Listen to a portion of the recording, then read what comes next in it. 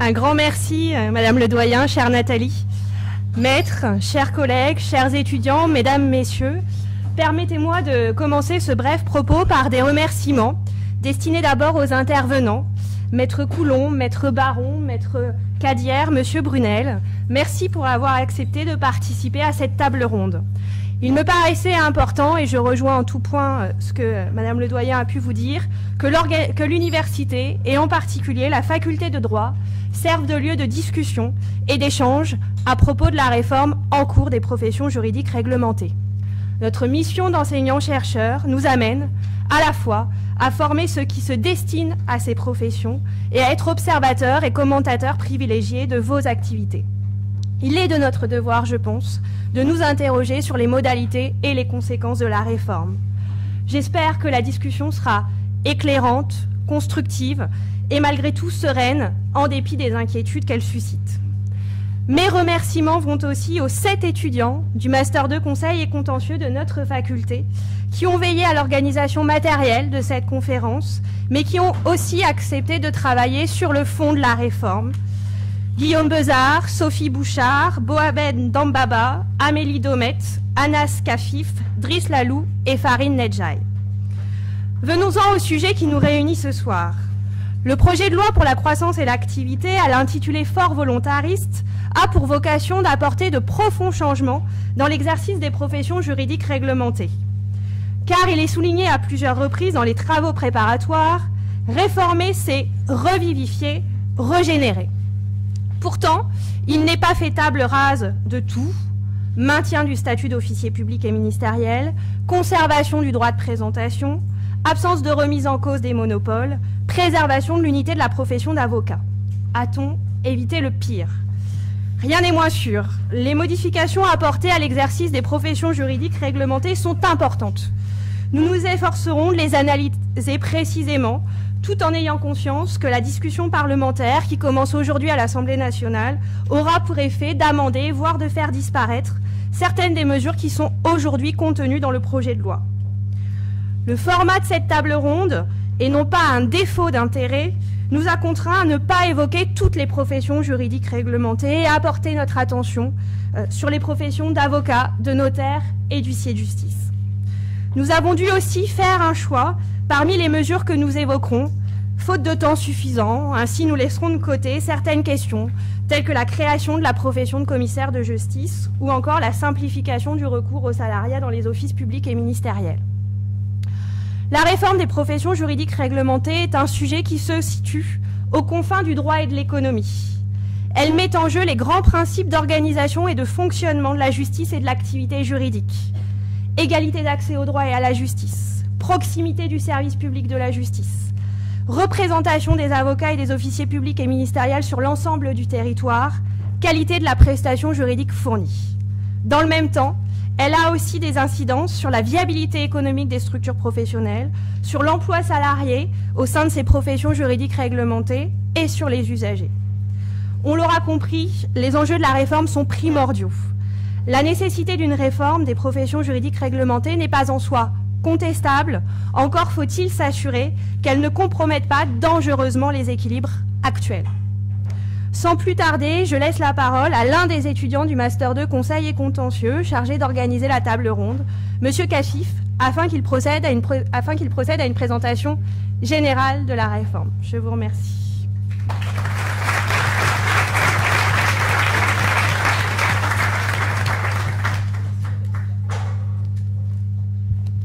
Merci Madame Sabar. Alors Madame le Doyen, Maître, Mesdames, Messieurs, en premier lieu, nous adressons nos plus vifs remerciements à Madame le Doyen pour avoir accepté d'introduire cette conférence et à Madame le Professeur Sabar qui a veillé à l'organisation de cette table ronde et qui a bien voulu l'animer. Nos remerciements vont ensuite à chacun des intervenants. Maître Philippe Baran, bâtonnier de l'Ordre des avocats de Tours, Maître Alexis Brunel, Monsieur Alexis Brunel, excusez-moi, rapporteur à l'autorité de la concurrence, Maître Lionel Cadière, président de la Chambre des huissiers d'Indre-et-Loire, Maître Carole Coulant, présidente de la Chambre des notaires d'Indre-et-Loire. Nous souhaitons également remercier le Fonds de solidarité et de développement des initiatives étudiantes et le Centre de recherche en droit privé dirigé par le professeur Nicolas Quérol. Ainsi pour avoir contribué, prêté leur concours financier à l'organisation de cette manifestation. Une reconnaissance particulière est due aussi, sans les oublier, aux personnes qui ont contribué techniquement à la mise en place de cet événement. Je citerai M. Barrère, M. Bertin, M. Winzer et Mesdames Fauqueux et Picard. Avant de recueillir l'avis de nos invités, je me permettrai de vous présenter de façon générale la réforme dont il est question aujourd'hui. Alors, d'emblée, il appelle une remarque de forme et d'autres précisions de fond que nous aborderons incessamment.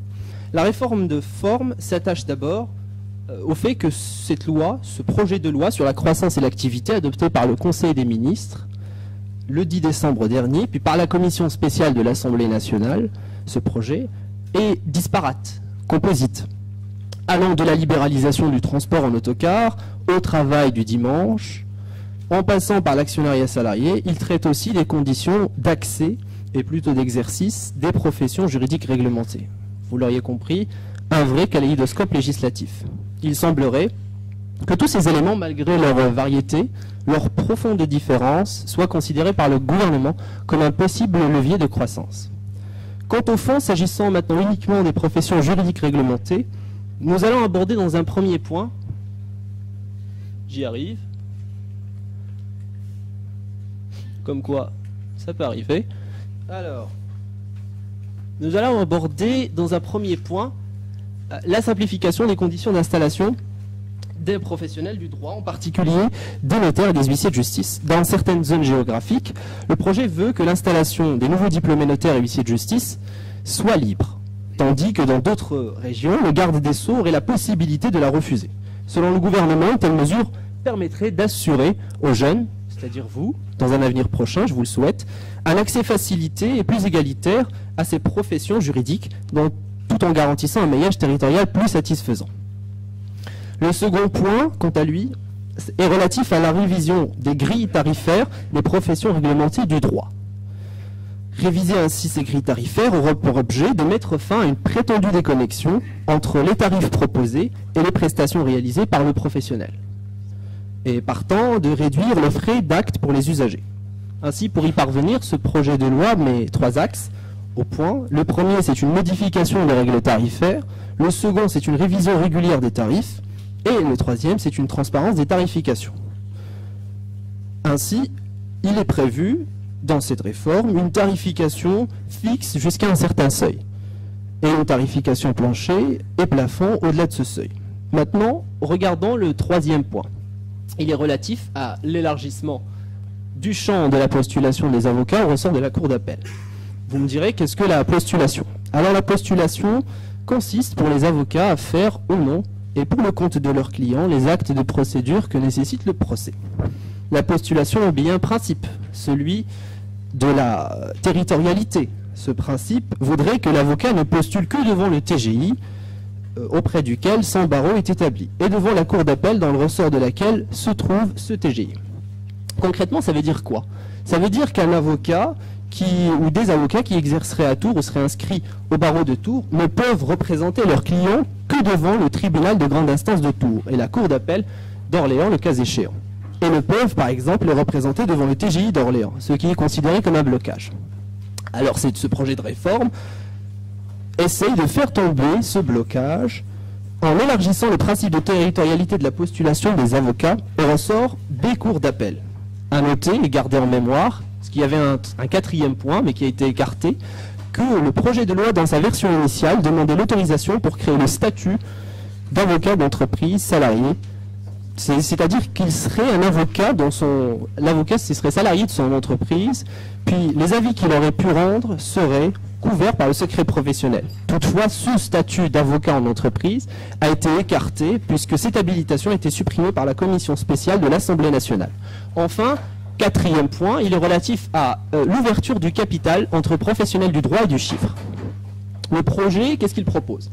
Ce projet propose une ouverture du capital.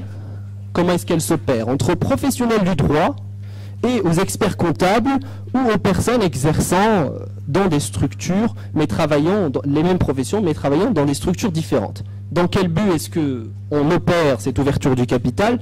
Tout simplement, argue cette loi, pour développer les structures existantes, faciliter l'installation et permettre l'investissement. C'est toutefois, on peut remarquer, sans compter le risque de multiplication, de désert juridique, dans la mesure où ces nouvelles structures se feraient essentiellement dans les grandes villes.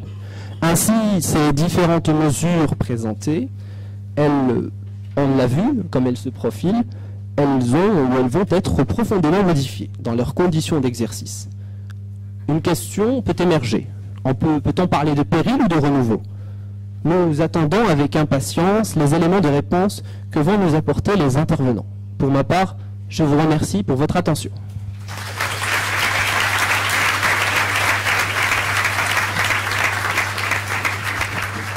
Merci monsieur. Il reste quelques places devant pour ceux qui sont debout. N'hésitez pas à vous approcher et de profiter de ces places assises qui restent. Alors cette conférence va s'organiser en 2 temps. Dans un premier temps, des questions vont être posées aux intervenants par les étudiants du Master de Conseil et Contentieux sur les principales mesures qui sont instaurées par le projet de loi. Et dans un second temps, des questions, des observations pourront ensuite venir de la salle. Alors je laisse tout de suite Monsieur Bezard poser la première question qui concerne plus spécifiquement les notaires et les huissiers de justice. Je vous remercie Madame la professeure. Pour cette première question, je vais me tourner plus précisément vers vous, Maître Coulon, vous, Monsieur Brunel, et vous, Maître Cadière. Dans quelle mesure la simplification des conditions d'installation et la modification de la tarification portent-elles atteinte ou améliorent-elles les conditions d'exercice des professions de notaire et d'huissier de justice? Qui souhaite répondre en premier, comme vous le souhaitez. Oui. J'y vais. Bon, j'y vais. Bonjour à l'ensemble de l'Assemblée. On dénonce en fait, pour nous, on ne voit pas quelles vont être les améliorations qui vont pouvoir être apportées. Et on dénonce les conditions de régulation de la libre installation des notaires, notamment sous la tutelle du ministre de l'économie et de l'autorité de la concurrence, alors que jusqu'à présent, on répondait en fait du ministre de la garde des Sceaux.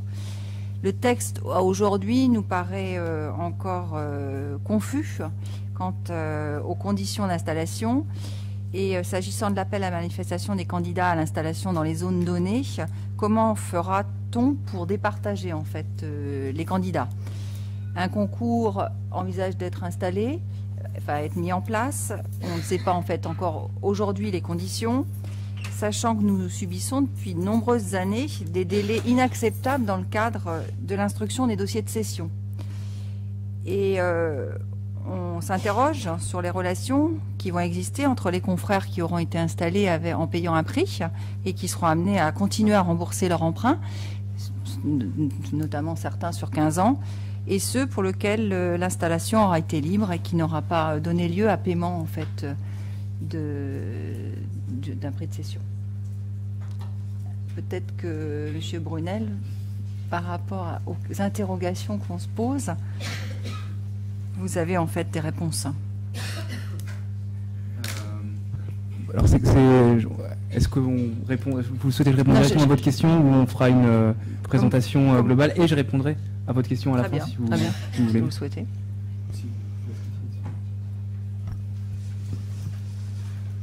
Alors, je souhaiterais tout d'abord souligner un point important. On va sans doute me taxer à de nombreuses reprises, soit de caricature, soit d'exagération. Je voudrais tout d'abord souligner que le droit n'est pas un objet de consommation. Nous n'avons pas un marché. Par définition, puisque nous n'avons pas un marché, nous n'avons pas, nous, officiers publics ministériels, ni à effectuer de démarchage, ni à tenter, comme l'est la société de consommation, à créer de nouveaux besoins. Par voie de conséquence, pourquoi alors qu'il existe aujourd'hui un équilibre entre nos études qui vise à assurer non seulement la pérennité de chacun, mais également, et c'est un élément qui est extrêmement important, le maillage territorial, puisqu'il existe des notaires, des huissiers de justice dans toutes les zones de notre pays. en ville, en zone semi-rurale ou périurbaine, mais également en zone rurale. Au plus profond de nos villages, eh bien, vous trouverez toujours un office d'huissier de justice, un office notarial qui sera prêt à vous répondre. Augmenter le nombre de titulaires, permettre eh bien, l'installation de nouveaux arrivants, va nécessiter de s'interroger dans quelle zone. Est-ce que vous allez multiplier en zone urbaine l'existence d'officiers publics ministériels? Est-ce que nous allons uniquement prendre comme critère le nombre d'habitants, dont on sait très bien aujourd'hui qu'il ne signifie rien? Il existe des cités dortoirs, il existe des zones économiquement riches et dans lesquelles vivent peu de personnes. Donc attention, quels seront ces critères? Je m'interroge aussi sur cette idée qui veut que le fait que nous soyons limités en nombre serait un privilège. Mais il faut m'expliquer lequel. Quel est ce privilège qui vise à ce que nous soyons tous, nous, officiers publics ministériels, contraints de nous endetter très lourdement? Non pas à notre demande, mais toujours à la demande de notre autorité de tutelle et de l'État, qui nous a imposé, pour notre installation, non seulement un prix de cession, mais qui également l'encadre, et qui nous a dit, si vous voulez vous installer, eh bien ce sera dans telles conditions et à tel prix. Donc effectivement, bouleversons. Mais si nous allons jusque-là, il faudra que l'État en tire les conséquences et envisage effectivement ce qu'il adviendra de ceux qui sont déjà installés et de ceux qui ne le sont pas. Il m'a été fait état, il y a peu de temps, du fait qu'il y avait eu des tentatives pour les huissiers de justice de création d'études en diverses zones de notre territoire. Il s'est avéré que la durée de vie de ces études était d'environ 5 ans. Pourquoi? Eh bien parce qu'il n'existait pas de marché. Et bien logiquement. J'ai par ailleurs l'honneur, puisqu'on parle de cette liberté d'installation, d'intervenir régulièrement au sein de cette faculté. Et j'ai lu dans les différents textes et dans les différents propos qui ont pu être tenus qu'il fallait également une parité. Quel grand mot. Parité, femmes-hommes. Ma question est, qui devons-nous protéger aujourd'hui? Les femmes? Bien sincèrement, je n'y crois pas. Le panel en fait, d'étudiants démontre que les dernières années de faculté, il n'y a quasiment plus que des femmes. J'ai la chance d'enseigner à l'École nationale de procédure et je ne vois que des femmes. J'ai eu le plaisir d'assister aux vœux de Monsieur le bâtonnier et je me rends compte que parmi les avocats arrivants, eh bien, il y a une écrasante majorité de femmes. Les nouveaux arrivants dans notre département, eh bien, ce sont là encore des femmes. Donc, parité, oui, mais somme toute relative. De la même façon, il nous fait état de cette difficulté à nous installer. Alors oui, je suis un exemple type. Je suis du sud de la France. Vous vous rendez compte? Je suis du Gard et je viens travailler en Touraine. Bien effectivement, c'est une difficulté en soi, certes, mais nous répétons en permanence, chaque jour, qu'il faut savoir être mobile, qu'il faut savoir pouvoir s'installer.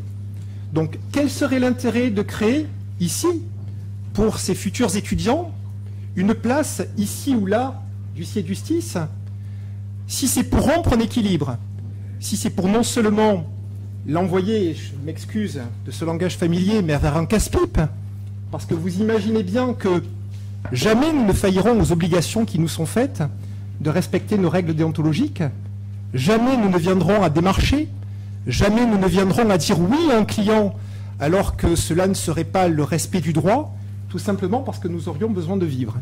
Donc je dis attention, liberté d'installation certes, l'idée est toujours positive en cette période où eh bien, il faut bien arriver à ce que chacun de nos jeunes puisse s'installer.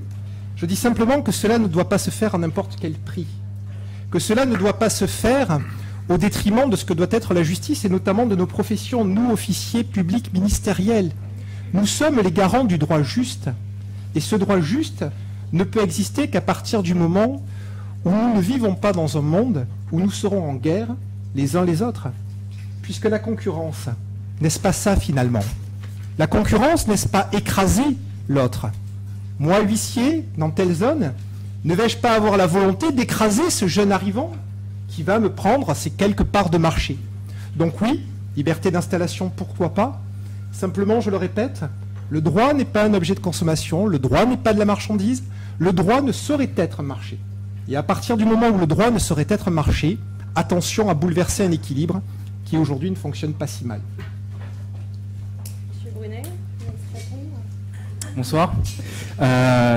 Donc je m'appelle Alexis Brunel, je suis de l'autorité de la concurrence. Je vous remercie beaucoup de m'accueillir ici et je vais essayer de répondre assez synthétiquement à la question et de répondre en même temps aux inquiétudes qui sont exprimées ici. Et d'abord de revenir sur la question. Je vais me permettre de la modifier un petit peu, mais je reviendrai quand même, je vous répondrai quand même. Amélioration ou au contraire appauvrissement des conditions d'exercice, c'est à peu près ce que vous me demandez. Du point de vue de l'autorité de la concurrence, la question c'est pas malheureusement les conditions d'exercice, c'est le service rendu. C'est-à-dire, nous, quelle est la vision qu'on peut avoir du service qui est rendu par les professions juridiques réglementées à la collectivité? Et comment on l'améliore, comment on le modernise, comment on fait en sorte que ça coûte aussi cher que nécessaire? C'est ça qui nous intéresse. Mais, je vais être parfaitement honnête, et oui, il y a des impacts négatifs et positifs sur les conditions d'exercice, j'essaierai de les traiter rapidement. Sur la question de la concurrence, on a une vision, pardonnez-moi, un tout petit peu apocalyptique de la notion de concurrence qui nous est proposée, parce qu'en fait, moi ce que je ne comprends pas dans tout ce débat, c'est que la concurrence est la base de notre économie. La liberté d'entreprendre est un principe constitutionnel. La propriété privée est un principe constitutionnel, et la liberté du commerce et de l'industrie depuis le décret d'Allard, c'est un principe général du droit administratif. Nous vivons dans un État libéral depuis 2 siècles. C'est la base de notre droit, c'est la base de notre économie, et nous avons une régulation ensuite qui se superpose à tout cela, mais qui est une régulation nécessaire pour pallier les excès que nous sommes les premiers à reconnaître du système libéral économique. Nous vivons tous dans ce système aujourd'hui. Le principe donc, en droit français, et c'est pas nouveau, c'est pas l'Europe qui l'a inventé, ce sont pas les pays anglo-saxons qui l'ont inventé, le principe en France, c'est donc la concurrence sauf si. C'est le sauf si qui est intéressant. Sauf si il y a un problème pour le service rendu aux personnes, sauf s'il y a un problème pour la sécurité juridique, sauf s'il y a un problème pour l'accès. Alors, ce principe de concurrence sauf si s'applique aussi aux professions réglementées. Je vous cite très rapidement un arrêt Wouters de la Cour de justice de l'Union européenne de 2002 qui nous explique que une profession réglementée, c'est une entreprise. Un avocat est une entreprise, un notaire est une entreprise, un huissier est une entreprise. Vous êtes tous là pour gagner votre vie, gagner de l'argent, c'est bien naturel, c'est bien normal, mais il faut tenir compte de ce fait-là. Alors, dans ce contexte, il peut y avoir des restrictions à l'établissement, des tarifs, parce qu'on identifie un besoin. Mais ce besoin, il ne se décrète pas. Il s'analyse, il se quantifie, il s'organise. C'est ce qu'on a essayé de faire, notamment dans le cadre de la vie sur les professions réglementées. Alors, dans un premier temps, première partie, je vais vous parler de cette question de l'équilibre. Aujourd'hui, il faut un équilibre. Tout le monde l'a dit, il faut un équilibre. Mais un équilibre aujourd'hui, un équilibre nouveau. Quels sont les besoins ? Les besoins, on en a parlé. Le maillage territorial, c'est-à-dire l'accès aux professionnels, pardonnez-moi, l'accès par le consommateur, par le justiciable au consommateur, et puis un accès à la justice à des tarifs raisonnables et prévisibles. Quels sont les moyens aujourd'hui? Parlons du maillage. Nous avons besoin d'accès aux professions réglementées. Mais les transports ne sont plus les mêmes qu'au XIXe siècle. L'Internet, ça vient d'arriver. Par rapport à toute cette histoire qui est dans le temps long. Aujourd'hui, une personne a accès, un justiciable de base a accès à un notaire, a besoin d'avoir accès à un notaire, a besoin d'avoir accès à un huissier pour un très petit nombre d'actes dans sa vie. Et donc, sans évidemment vouloir parler de désert juridique ou indiquer que c'est forcément dans les grandes villes, est-ce que c'est plus intéressant d'avoir accès à un professionnel en qui vous avez confiance, dont vous comprenez les tarifs, dont vous comprenez les prestations, et de devoir faire 50 km, 60 km pour aller le voir? C'est un peu ça la question qui est posée aujourd'hui. Quel est le maillage nécessaire? Sur les tarifs, la question aujourd'hui, c'est de permettre aux entreprises et aux notaires et aux huissiers d'avoir un niveau de rentabilité suffisant qui ne met pas à mal leur indépendance professionnelle. C'est extrêmement important, l'indépendance professionnelle, on est parfaitement d'accord. Mais quel est ce niveau de rentabilité qui vous permet de respecter votre déontologie tranquillement sans avoir peur de la fin de mois? Et dans l'analyse qui a été faite, l'analyse économique qui a été faite par l'avis de l'autorité avec les professionnels du droit, on se rend compte que les études qui sont en danger, il y en a très peu. Et il y a même beaucoup d'études qui ont des rentabilités tout à fait confortables, c'est une réalité. Et ce qui est le plus intéressant, c'est que cette rentabilité tout à fait confortable, elle est homogène sur l'ensemble du territoire. Ça veut dire que l'argument de quelques notaires gagnent beaucoup d'argent et puis il y en a qui vraiment ont du mal à joindre les deux bouts, il n'est pas tout à fait recevable parce que justement, les tarifs sont organisés de façon à assurer cette rentabilité. Et donc la question c'est aujourd'hui, est-ce qu'il y a des progrès à faire? Est-ce qu'on peut améliorer les coûts? Est-ce qu'on peut baisser un petit peu cette marge qui est tout de même relativement importante pour faire des tarifs qui resteront cohérents et qui resteront, comment dire, générateurs de rentabilité pour les études, mais plus optimisés. Et donc aujourd'hui la question de notre besoin de régulation en tant que collectivité, c'est la question du maillage dont nous avons besoin et de la déontologie en matière tarifaire dont nous avons besoin. La limite aujourd'hui en matière tarifaire, c'est la revente à perte.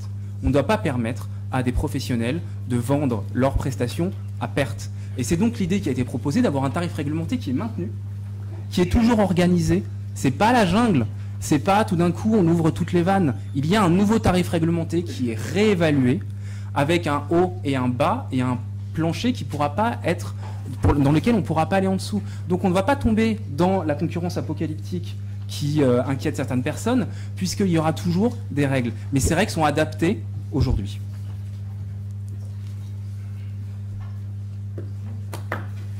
Et dans ce contexte, je suis un peu long peut-être. Oui, ce serait bien que les intervenants puissent vous répondre. Voilà, parce que vous avez... Eh bien, je voudrais beaucoup une partie sur à quoi ça sert pour les jeunes, etc., mais on fera ça pour plus tard. Oui, je pense qu'on aura le temps malgré tout. C'est vrai que vous êtes intervenu à la fois sur la liberté d'installation et sur les tarifs. Peut-être qu'on reparle un petit peu de la liberté d'installation pour répondre à ce qui a pu être dit, et puis après je vous demanderai vos points de vue sur... Moi je n'ai pas exprimé mon point de vue sur le tarif jusqu'à présent, c'était juste sur la liberté d'installation en fait, pour l'instant.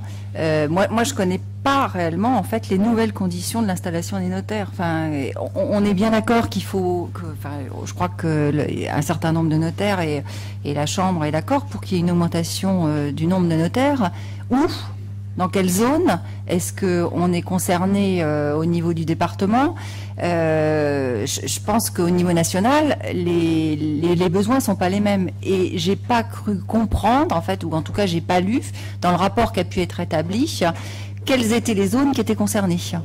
Et quelles étaient les études d'impact, en fait, sur l'augmentation des notaires dans les zones concernées. Alors on ne sait pas encore. Oui, c'est ça. C'est bien ce que j'ai cru comprendre.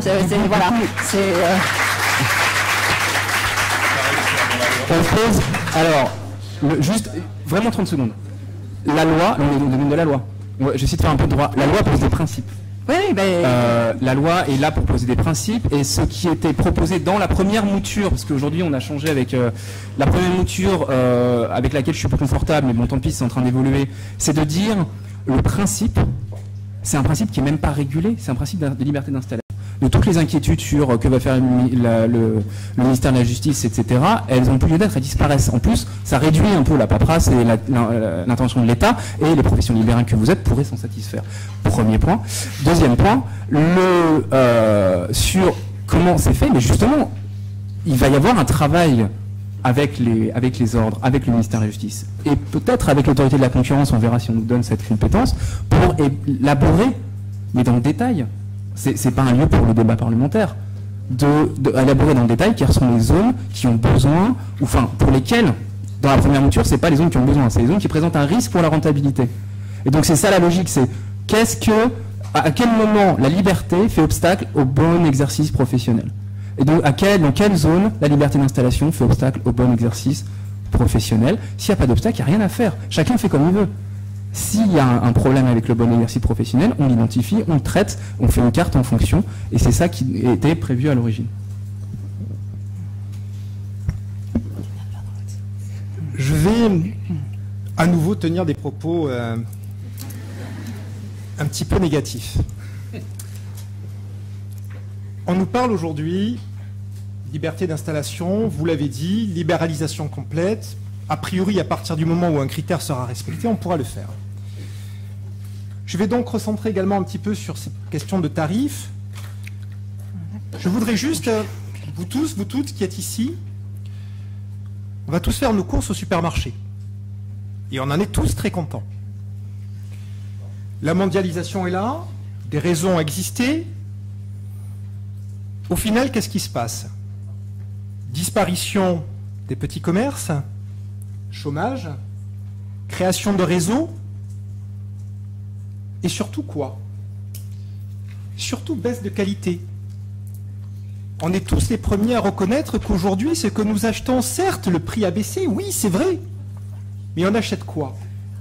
On achète si peu de qualité qu'aujourd'hui, eh bien, il a été créé les actions de groupe. C'est-à-dire qu'on considère aujourd'hui qu'à partir du moment où on rentre dans un seul critère qui est la baisse de prix ou le tarif équitable ou rentable, enfin ça peut prendre tout un tas d'éléments, et où cela devient le seul critère, eh bien on se rend compte qu'on perd en qualité. Ça, c'est le droit quotidien. Qu'est-ce que cela veut dire pour nous? Bien pour nous, ça veut dire qu'on va nous supprimer au motif qu'on veut être juste avec le justiciable, notre coefficient multiplicateur au regard de nos actes. Alors, tout d'abord, quelle étude d'impact? Pourquoi subitement cette idée? Cette idée qui a été créée justement pour protéger le justiciable et faire en sorte à ce qu'une petite créance fasse l'objet de petits coûts et que des créances plus importantes fassent l'objet d'un coût plus important, pas nécessairement parce qu'on travaillera mieux, puisque nous, officiers publics ministériels, quelle que soit la nature du dossier, nous allons le traiter exactement de la même façon. Donc quel est l'intérêt? Alors qu'il existe aujourd'hui un processus prévu pour protéger le petit justiciable ou la petite créance avec un coût d'acte qui est plus ou moins élevé. Mais allons plus loin. Vous parlez de cette fameuse valeur ajoutée, de cette marge suffisante. Mais alors pour nous, huissiers de justice, vous faites quoi de la matière pénale? Nous sommes aujourd'hui de bons petits soldats. Nous travaillons à perte. Et quand je dis nous travaillons à perte, c'est pire que cela. Nous travaillons alors que nous engageons des fonds, c'est-à-dire que nous sommes plus que dans le négatif. Quand je travaille pour apporter une citation pénale, pour apporter une signification de jugement à un individu, non seulement à partir du moment où j'ouvre l'enveloppe, où j'ouvre le mail où cela est contenu, je travaille à perte. Je gagne, moi, huissier de justice en matière pénale, 4,50 €. Est-ce que c'est acceptable? Eh bien, je le fais, je me plains de façon régulière. Je me plains à la chancellerie en disant je travaille à perte. Et on me répond, ah oui, mais service public. Alors d'accord, service public, je veux bien. Mais à ce moment-là, pourquoi est-ce qu'à côté de ça, vous allez parler de coûts normaux en termes de rentabilité? Je suis très en dessous. Et je mets des mois à être payé. L'aide juridictionnelle, c'est exactement la même chose. Nous faisons cet effort de solidarité. Nous travaillons à l'aide juridictionnelle sur des dossiers dont nous sommes payés 10 € hors taxe de l'acte. Tout cela pour faire des kilomètres et des kilomètres. Alors oui, effectivement, simplifier le tarif. C'est pas un gros mot. Nous sommes pour cette simplification. On est les premiers à considérer que celui-ci est compliqué. Je vais encore vous donner un exemple. La veille où je passais l'examen professionnel, j'angoissais à l'idée de tomber sur le tarif. Parce que je me disais, mon Dieu, qu'il est compliqué. Alors oui, je suis d'accord, ce n'est pas un tabou de moderniser le progrès. Mais attention à ce que l'on touche, le rendre plus visible, je suis tout à fait d'accord avec vous. Vous oubliez simplement un élément, c'est que nous sommes engagés depuis longtemps sur cette voie. Cela fait 10 ans que la Chambre nationale travaille avec des commissions de travail pour réformer notre tarif. Cela fait environ 2 ans que nous sommes en rapport avec la chancellerie pour justement apporter une lecture plus claire, plus plus transparente de notre tarif. Vous voulez qu'on affiche notre tarif dans nos études. Mais c'est déjà le cas. Nous avons chaque année des contrôles annuels dans nos études et nous avons l'obligation, nous, contrôleurs ou nos contrôleurs, de vérifier que notre tarif est correctement affiché dans nos études. Donc c'est déjà le cas. Alors je vous suis, je dis banco, allons-y, simplifions le tarif. Simplement, sortons vraiment de ce calcul de rentabilité. Parce que ce calcul de rentabilité, ça veut dire qu'en réalité, un acte de signification de jugement, je suis désolé de rentrer dans des éléments techniques, vous allez le facturer 60 €. Mais qu'est-ce qu'il va en être d'un PV d'expulsion? Qu'est-ce qu'il va en être d'un acte où je vais m'être déplacé 10 fois pour aller voir le débiteur, pour lui dire attention, je vais vous expulser, attention, vous allez partir. Cet acte-là, vous allez me le facturer 1000 €, puisqu'on est bien là sur un calcul de rentabilité. Et donc je dis attention, danger. Nous sommes, et je le répète, en dehors de ces règles de rentabilité. Je comprends votre souhait, je comprends votre volonté d'apporter un tarif qui soit plus lisible, plus compréhensible. Simplement, vos préoccupations ne sont pas les nôtres. Votre réalité n'est pas la nôtre. Vous me parlez, et je finirai là-dessus, en me disant, après tout, pourquoi est-ce qu'alors, à l'heure de l'Internet, à l'heure de la voiture, faire 50 km? Mais venez dans mon étude, venez dans ma petite étude de campagne. J'ai des gens qui n'ont pas Internet, j'ai des gens qui n'ont pas de véhicule. J'ai la petite mamie du coin qui va venir me trouver un matin alors qu'elle n'aura pas pris rendez-vous et qui me dira, Maître Cadière, j'ai un problème parce que j'ai acheté tel élément à 50 € et puis je ne vois pas mon argent. J'ai tel artisan qui n'a pas fini mon travail. Eh bien, je vais la renseigner. Je vais la renseigner et je vais tout faire pour l'aider. Je vais même vous dire pire, je ne me fais pas payer. Et oui, je ne me fais pas payer pour ce type de consultation. Demain, réformer mon tarif, considérer qu'on est uniquement dans la rentabilité, eh bien, cette consultation, je vais la facturer. Nos amis notaires sont exactement dans cette situation-là. Nous sommes les premiers, nous, à dire « Allez voir votre notaire ». Le notaire va vous renseigner et on verra si c'est la bonne solution. On verra si j'ai raison de ne rien faire et votre notaire vous dira oui ou non. Il ne fait pas payer non plus. Modifier notre tarif, rester sur ce simple critère de rentabilité, de coût normal avec marge normale ou autre, et vous allez arriver à l'élément négatif, au contraire de ce que vous allez vouloir obtenir. Vous nous dites, d'accord, on va réactualiser votre tarif.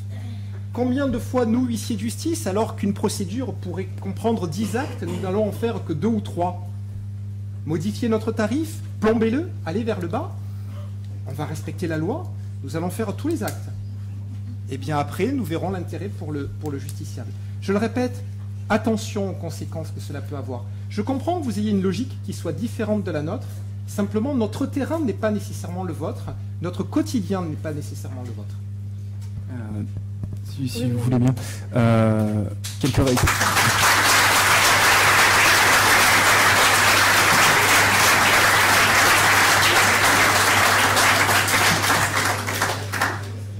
En fait, ce que j'essaie de faire, peut-être maladroitement, c'est d'expliquer qu'on vit quand même dans la même réalité. Sur les tarifs, on vit complètement, à mon sens, dans la même réalité par rapport à ce que vous dites, puisque, justement, dans l'avis de l'autorité, il est bien indiqué que ce critères de rentabilité, de marge normale, etc., est calculé de manière globale. On a complètement renoncé à l'idée de faire une analyse de rentabilité acte par acte.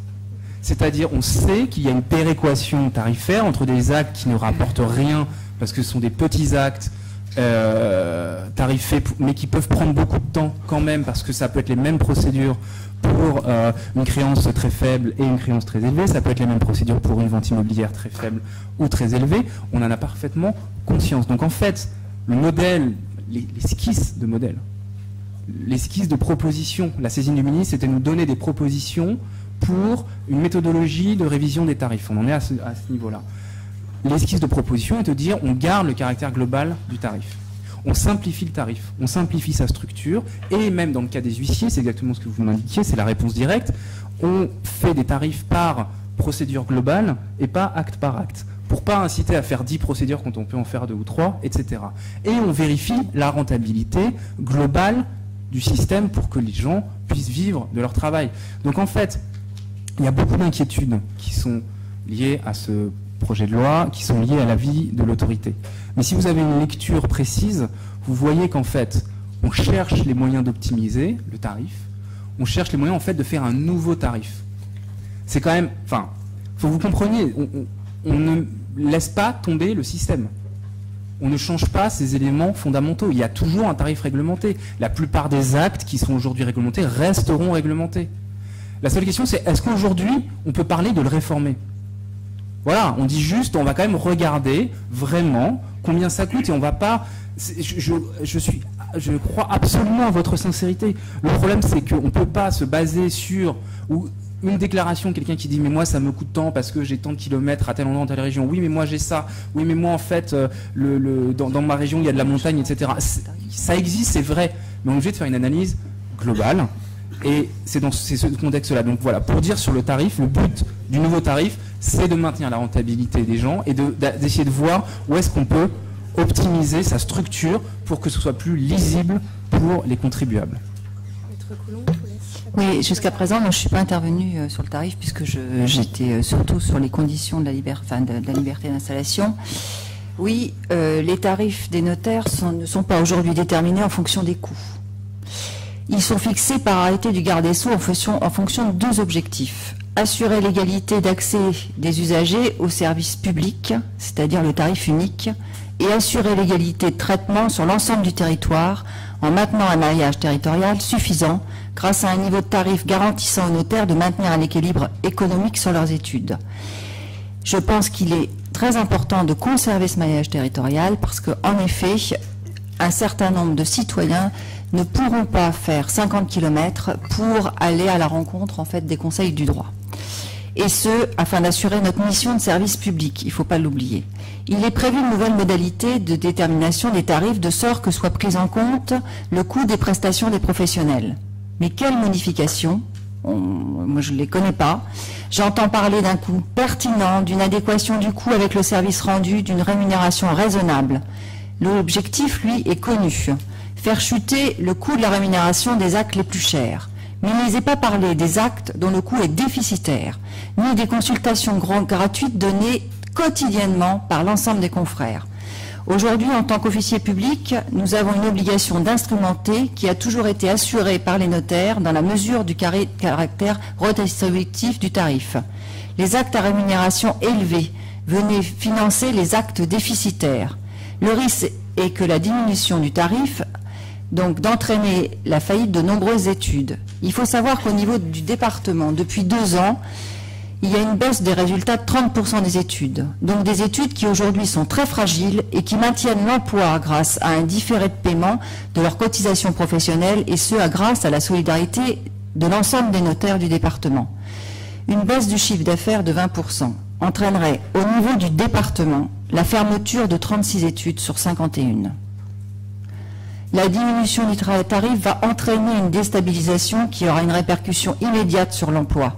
Le notariat sera probablement obligé de se défaire d'une partie de son personnel qualifié qui entraînera une dégradation de la qualité actuelle du service rendu à la clientèle.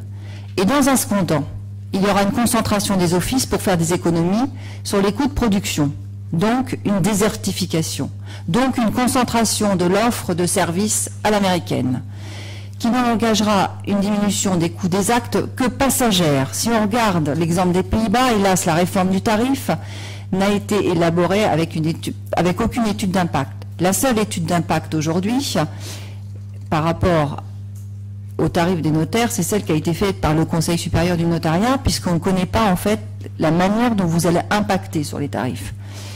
J'ai pu lire certaines préconisations du tarif forfaitaire, telles que les actes de main levée qui pourraient être envisagés.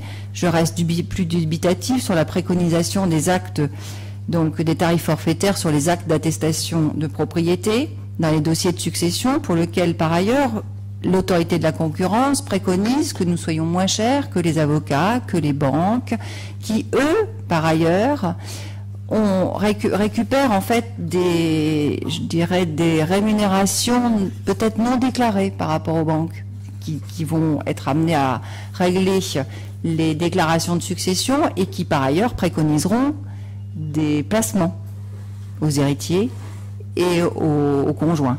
Ça, c'est sûr que ça n'est pas en fait un tarif qui apparaît. Un amendement a été adopté pour instaurer un dispositif de péréquation nationale par la solidarité interne aux offices, mais au-delà pour alimenter un fonds interprofessionnel en faveur de l'aide juridictionnelle. À ce jour, il est demandé au seul notaire pour l'instant de financer l'intervention, l'aide juridictionnelle. Voilà. On a plein d'interrogations sur comment... Enfin, en tout cas, on ne voit même pas la visibilité, en fait, de la réforme. Voilà. Je pense que voilà, notre questionnement, il est ça. Et du coup, face, en fait, à des réponses qui sont pas claires et qui sont, du coup, pas techniques, il y a une grande angoisse. Très rapidement. D'où vous est venue cette idée du corridor tarifaire? Expliquez-moi. Expliquez-moi comment est-ce que vous avez pu envisager pour le droit... Alors, le corridor tarifaire, c'est de dire que pour le même acte, pour la même prestation, en fonction de votre tête, je vais vous prendre 10 ou 100 euros. Expliquez-moi. Je suis désolé, hein, ne vous vexez pas. Non, mais... Moi, je vais très bien, ça n'y a aucun problème. Je suis ravi d'être là. Vous, ça va? Monsieur Brunel, je vais vous poursuivre. Oui, vous avez perdu une décision de justice et je vais vous poursuivre. Je m'en doutais, oui. Eh bien, à la requête de madame, qui est un client lambda, c'est la petite mamie qui est à côté... Hop là. C'est une consoeur, hein, c'est la raison pour laquelle je m'amuse par cette boutade. Eh bien, je vais dire que justement, ce corridor tarifaire me permettrait de prendre, eh bien, mettons 50 euros. À côté de ça, je vais avoir sa voisine... Eh bien, qui est un gros client institutionnel, ce qu'on appelle chez nous un gros donneur d'ordre. Eh bien, elle va m'imposer en me disant, si vous voulez travailler avec moi, si vous voulez que je vous fasse travailler, attention, hein, c'est pas mon client, c'est mon mandant. Eh bien, malgré tout, elle me dira, je travaille avec vous uniquement si vous prenez X euros. Comment est-ce que dans un état de droit, sur cet élément-là, on peut l'accepter? Est-ce que vous accepteriez d'aller voir un médecin qui vous dirait, je vous prends 20 ou je vous prends 200 euros et ça ne vous choquerait pas? Ce débat existe dans le milieu médical avec les dépassements d'honoraires. Et vous savez très bien que ça fait scandale aujourd'hui, ça fait scandale pour tous. Et vous êtes en train de nous dire, aujourd'hui, on veut faire comme ces grands groupes qui vont dire au laitier, je t'achète à tel prix, sinon je ne travaille pas avec toi. Expliquez-moi, en droit, comment vous avez pu avoir cette idée. Alors effectivement, le corridor tarifaire, pour nous, il s'éloigne, pour nous huissiers, parce que vous avez compris que on n'est pas deux, on est trois, c'est-à-dire j'ai mon mandant, j'ai moi huissier, et j'ai un tiers, et c'est ce tiers qui est le débiteur, qui doit payer mes actes de procédure, et qui subirait le lien que j'ai avec mon mandant. En revanche, pour les notaires, ce problème reste entier. Et il faut m'expliquer comment un notaire viendra justifier à ses clients le fait qu'il prend tel coût pour tel acte, tel coût pour tel acte, qui sera le même, sauf que le client sera différent. Où est l'égalité face à la justice? J'ai l'impression qu'il il a été évoqué plusieurs points. Un point sur lequel, en fait, c'est un tarif forfaitaire. Après, on a après un corridor. Et après, on a la taxe par rapport à la caisse de péréquation. Je me trompe ou c'est à peu près ce qui est... Alors, il y a effectivement, en tout cas, cette distinction entre le forfaitaire et le progressif ou proportionnel.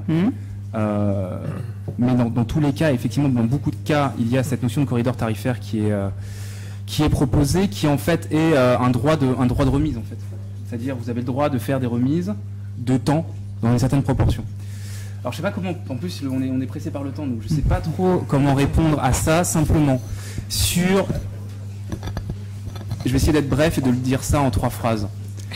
Le principe du corridor tarifaire il faut reprendre la notion de tarif réglementé comme étant une exception. Je ne peux pas vous dire ça autrement. Le tarif réglementé, c'est une exception par rapport à la normale, où un professionnel tarifie en fonction de son client, de ses besoins, des coûts qu'il identifie par rapport à son client.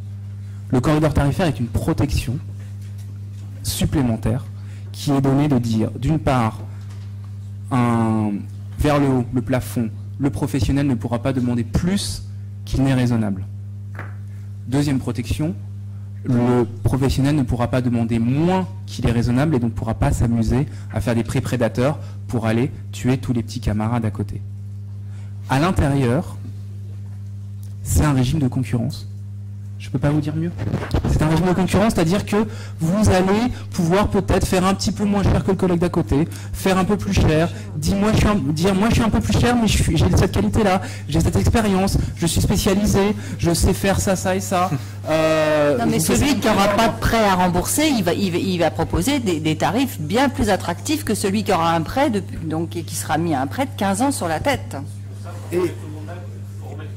Et dans la loi, et alors là, vous voyez, on a tout ce mélange, dans la loi, il me semble, et dans ce qui est proposé par l'autorité de la concurrence, il y a les éléments sur justement le remboursement du préjudice causé par la nouvelle installation à un professionnel.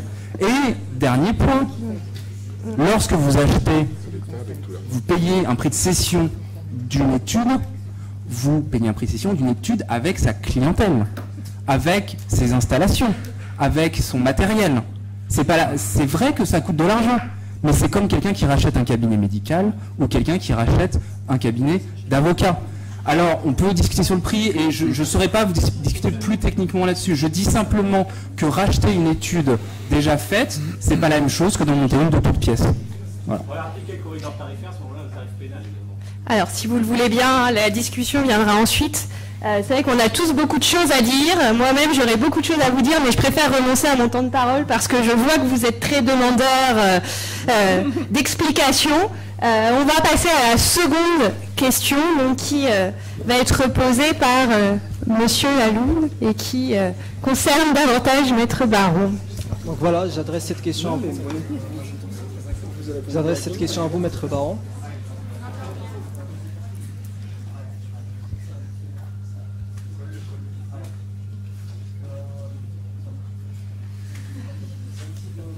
Parlez entre vous. Allô ? C'est bon. Donc, quelles sont selon vous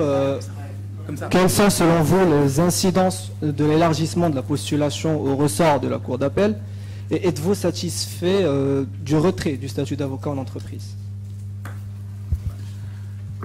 Bien, je vous remercie. Deux questions intéressantes. Je me sentais exclu un petit peu. Deux questions intéressantes, mais je suis obligé d'avoir quand même un propos liminaire sur cette loi, parce que j'ai reçu cette invitation sur la réforme des professions juridiques réglementées. Dans une fac de droit où on est censé venir apprendre la loi, la manière dont on l'a fait, la manière dont on s'en sert, et je crois que nous avons aujourd'hui le plus mauvais exemple de la mise en place d'une loi qui vient de nous amener à être près de 50 000 dans les rues de Paris en décembre, et vous comprenez mon propos liminaire, c'est quand même un comble que de venir dans une faculté de droit pour expliquer ce que le législateur est en train de faire et qui a été totalement invraisemblable.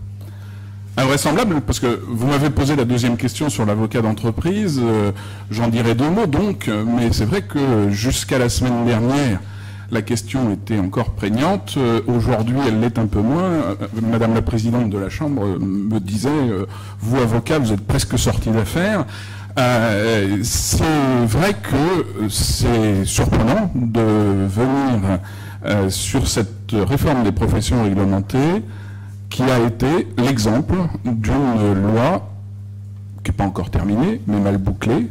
Mal bouclée parce qu'elle n'a absolument pas commencé par ce qui devait être impératif, et j'en arrive au sujet sur la postulation, c'est-à-dire une étude d'impact qui doit être réalisée par le législateur avant d'envisager quoi que ce soit, et cette étude d'impact, sachez que c'est nous qui l'avons financée le mois dernier, nous avocats. Elle a été décidée à une assemblée générale où je me trouvais le 3 octobre dernier à Paris, parce qu'on était tellement effarés de voir que le législateur n'avait pas réalisé cette étude d'impact qu'on ne savait même pas ce qui allait être donc le résultat de cette disparition de la postulation, pas plus qu'on savait ce qu'allait être le résultat de l'arrivée de l'avocat en entreprise, dont je parlerai dans un deuxième temps. Cette étude d'impact, on l'a réalisée. Avant de répondre à la question, sachez que c'est 52 millions de chiffres d'affaires en moins chez les avocats à cause de cette disparition de la postulation. Alors la postulation, c'est quoi ? La postulation, c'est tout d'abord l'obligation de passer par un avocat du territoire, de Tours, pour nous, pour une affaire qui concerne uniquement le tribunal de grande instance. Spécificité, je peux en tant qu'avocat aller plaider à Aix-en-Provence, à Marseille, au Conseil de prud'homme, tribunal de commerce. Spécificité au tribunal de grande instance, donc deux choses. Tout d'abord, si un confrère de Paris a un dossier contre un constructeur ici, il doit prendre un postulant sur place. Et cette postulation n'a rien d'une hérésie si elle existe depuis des décennies. C'est parce que nous sommes en lien direct avec le tribunal de grande instance, nous avons nos règles de communication de pièces, de délai, etc. Et puis nous avons même maintenant un outil spécifique par tribunal. C'est-à-dire qu'il faut que vous sachiez, et moi pour ma part j'y ai participé depuis 2007, nous avons ce qu'on appelle le RPVA, le réseau privé virtuel avocat, qui nous relie au tribunal de grande instance pour que justement l'ensemble des actes soient faits dans le meilleur intérêt du justiciable, dans les meilleurs délais, etc., par informatique. Donc, vous me demandez quelles sont les incidences de l'élargissement de la postulation au ressort de la Cour d'appel. Alors, je vous réponds en vous disant, d'ailleurs, c'était pas au ressort de la Cour d'appel, hein, jusqu'à il y a peu de temps, c'était au niveau national même que l'on allait mettre ceci. Je vous dis donc, la postulation existe comme ceci, et la postulation existe un peu différemment en région parisienne, puisqu'en région parisienne, il y a ce qu'on appelle la multipostulation, c'est-à-dire qu'un Parisien peut postuler à Nanterre, à Bobigny, à Créteil, etc. Et c'est un peu ce que le législateur veut tenter. Les conséquences de cette multipostulation, elles vont être simples. Et quand je vous dis que l'étude d'impact indique 52 millions de chiffres d'affaires en moins, c'est la mort de la plupart des petits barreaux. Pourquoi? Aujourd'hui, et d'ailleurs j'en parlais récemment avec le bâtonnier d'Aurillac, un barreau comme Aurillac, 50 avocats, Clermont-Ferrand en ligne de mire, si la postulation est uniquement située sur une cour d'appel, vous avez compris que l'ensemble des clients, les institutionnels, etc., auront un avocat à Clermont-Ferrand, plus d'avocats à Aurillac, plus besoin de postulation à Aurillac, et tous les avocats d'Aurillac sont d'ores et déjà prêts à prendre leurs valises et aller s'installer à Clermont-Ferrand. Ça va poser un problème majeur. Il a existé déjà pour les médecins. Et on n'a même pas réfléchi, même pas fait cette étude d'impact indispensable pour voir si on n'allait pas causer ce qu'on a appelé, et le titre est juste, les déserts juridiques. On va créer des vrais déserts juridiques. Aurillac, il n'y aura plus de barreaux. Comment on fait, puisque c'est la charge du bâtonnier que je suis, comment je fais pour désigner un avocat à Clermont-Ferrand qui va devoir aller dans le sud du Cantal pour aller faire une garde à vue à 88 € pour l'audition libre, c'est ça, confrère? 88 € pour faire 150 km en montagne, et puis qui va devoir ensuite y passer au mieux 4 heures, au pire 48, ou revenir à Clermont. Je vous laisse imaginer. La postulation, c'est ça, c'est un impact qu'on n'a pas calculé, d'une désertification des lieux de justice, et en même temps des permanences que nous on doit gérer au plus près.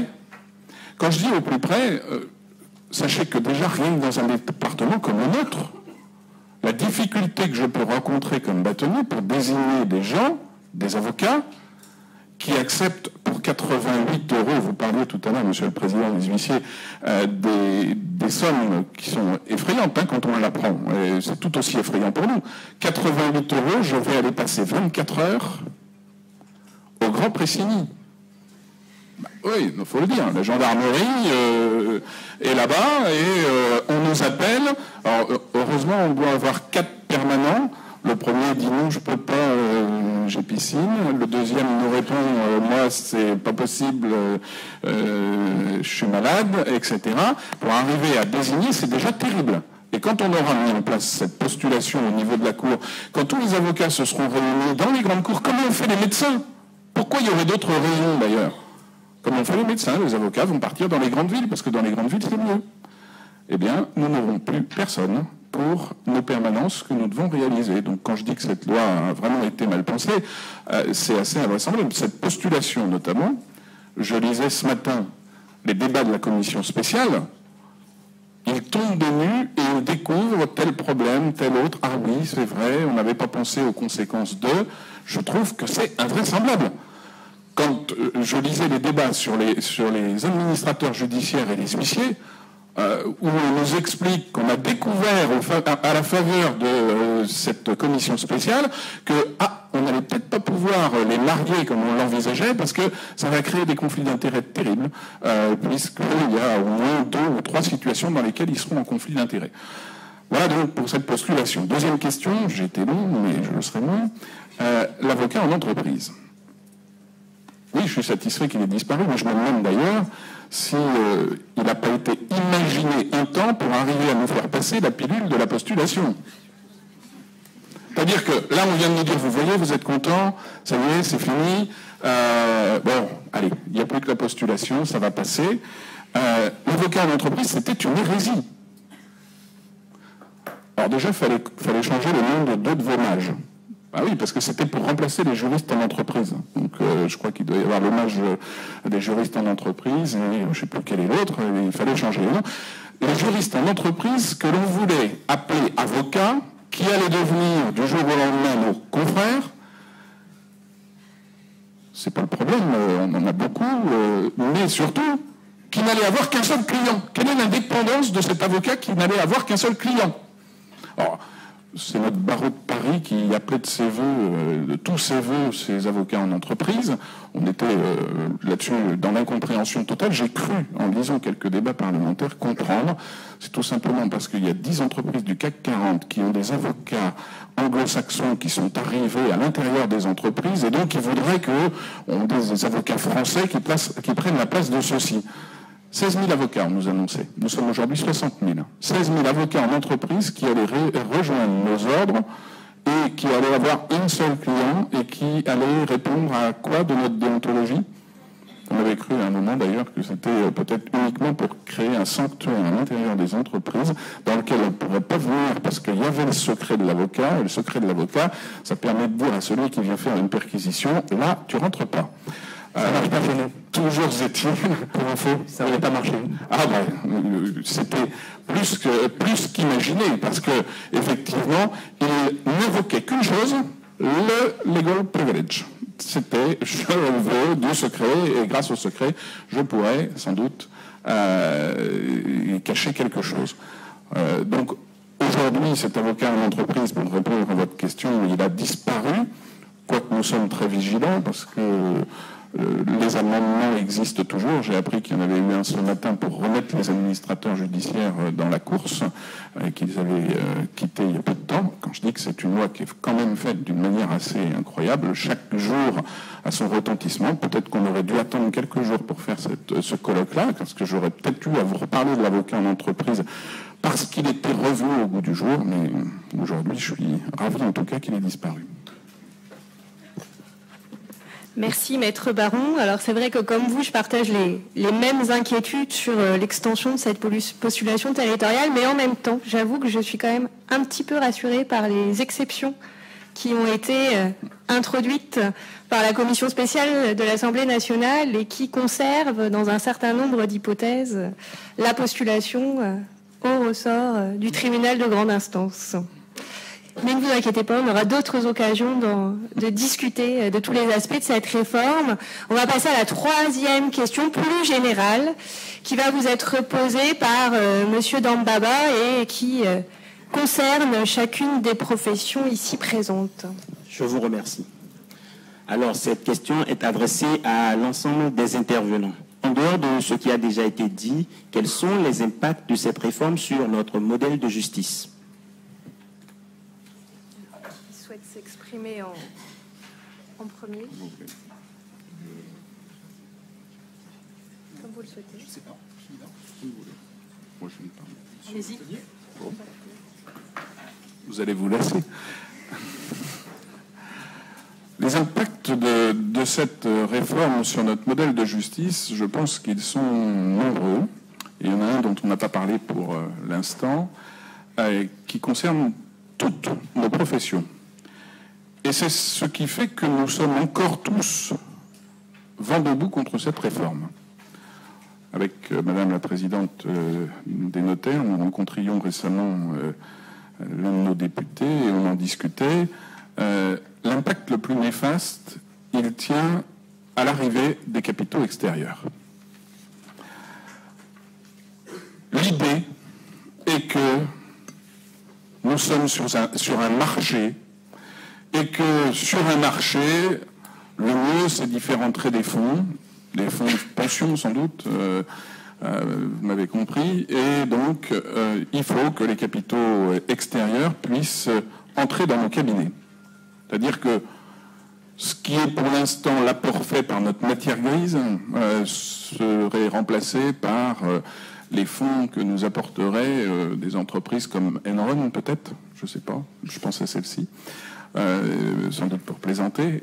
Toujours est-il que c'est vrai que ça paraît assez invraisemblable. Si c'est ça le modèle de justice de la loi Macron, je le renie formellement.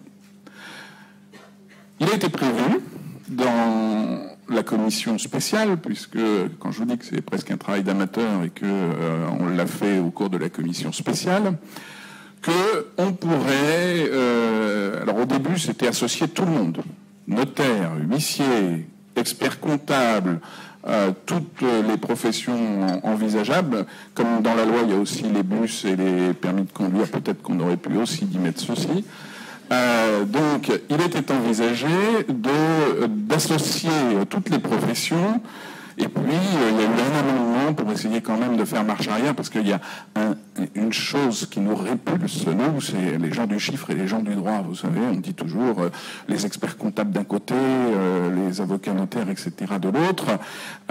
Donc, on a eu, paraît-il, une petite reculade et on a autorisé des associations, entre guillemets, interprofessionnelles. Et ces associations interprofessionnelles nous feraient éviter les capitaux extérieurs.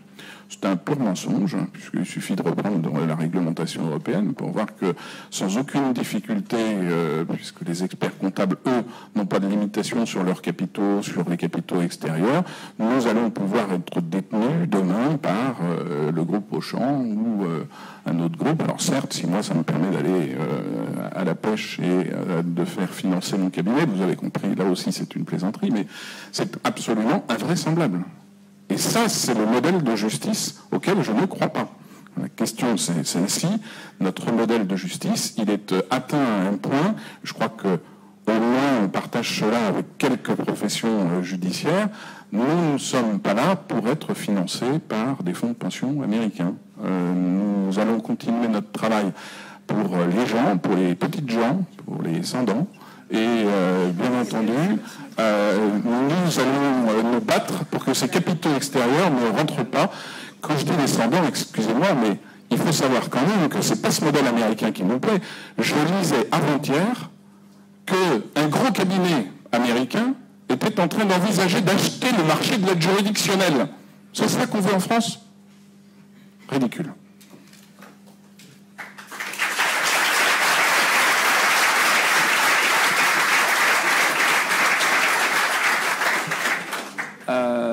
Je vais essayer de répondre à tout ça un peu en forme de conclusion également et sur notre vision de la justice. Bon, déjà, il y a la vision de la loi Macron, il y a la vision de l'autorité de la concurrence, c'est pas tout à fait la même chose, ça superpose pas également. Ce que j'essaie de vous expliquer ce soir, peut-être maladroitement et je m'en excuse, c'est que ce qu'on appelle le libéralisme, ce qui est un gros mot, ou la concurrence, ou le marché, ou l'entreprise, qui est en fait d'où nous partons et puis que nous essayons ensuite de réguler, de réglementer, pour que les services se déroulent de la meilleure façon pour le justiciable. C'est exactement là non pas. Ce n'est pas l'importation d'un modèle étranger, c'est pas l'importation d'un modèle anglo-saxon. Le but du jeu est pas de monétiser tout, de faire entrer tous les capitaux possibles et imaginables et de laisser aucune norme, aucune déontologie applicable. Le but du jeu est simplement de dire, avec le modèle que nous avons aujourd'hui, des officiers publics ministériels qui existent toujours, des systèmes d'accès à la justice, d'aide juridictionnelle, de déontologie appliquée par des ordres qui existent toujours, de tarifs réglementés qui existent toujours et qui existeront toujours, de réglementations territoriales qui seront peut-être adaptées, la cour d'appel, le TGI, mais qui existent toujours. Est-ce qu'on peut faire mieux? Est-ce qu'on peut réformer un petit peu? Est-ce qu'on peut essayer de se dire, tiens, on a quand même évolué, on a fait des progrès, on a des évolutions techniques qui nous font progresser, il y a des choses qui coûtent moins cher. Est-ce qu'on peut juste réfléchir au fait de dire que on preste des services juridiques qui sont des services qui sont, gros mot, un marché. Les gens deviennent notaires, huissiers, avocats pour gagner de l'argent. Non. Pour gagner leur vie. C'est ça qui est difficile à comprendre. Pour gagner leur vie. On ne parle pas d'investissement en bourse. Je ne parle pas de dire je vais mettre un peu d'argent et tout d'un coup ça va revenir comme sous la forme d'une rente. On est bien d'accord, mais c'est comme un médecin. C'est comme quelqu'un qui est salarié d'une entreprise. Il ne va pas pour faire fortune, il y va pour gagner sa vie. Mais gagner sa vie, c'est l'argent.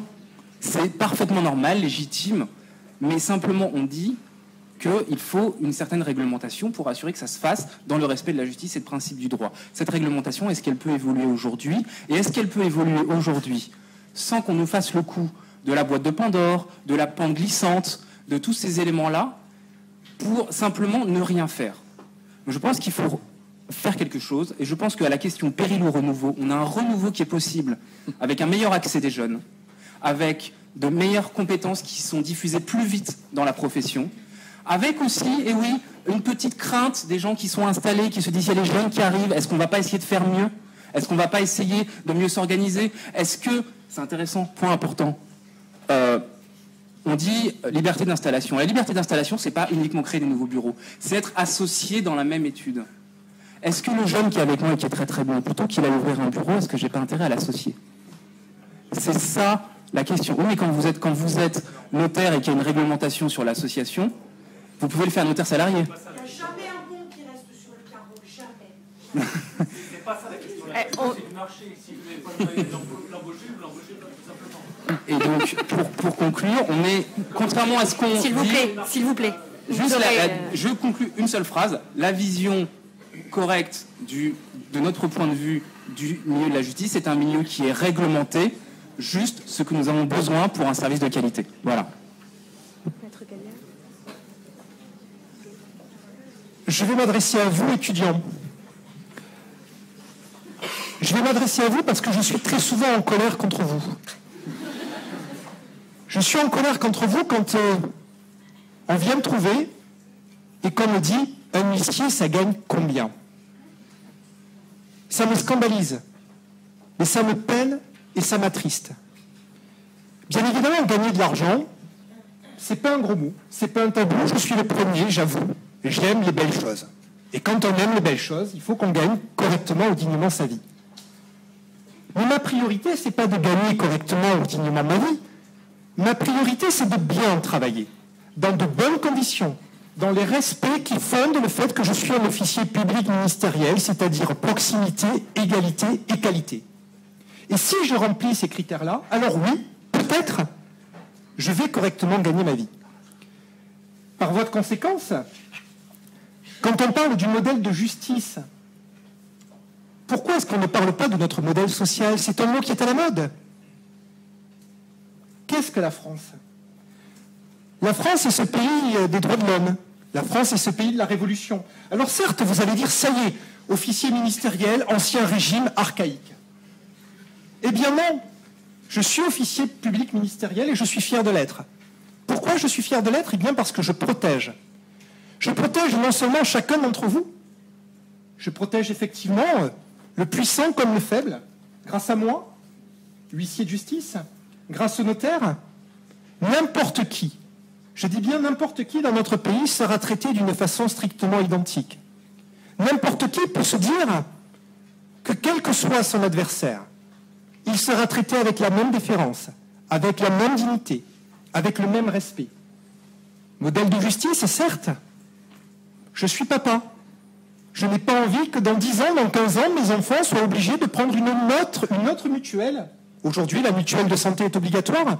Est-ce que dans 10-15 ans, on n'aura pas besoin d'une mutuelle qui verra nous couvrir de tel ou tel procès parce que le café est trop chaud en sortant de la machine à café.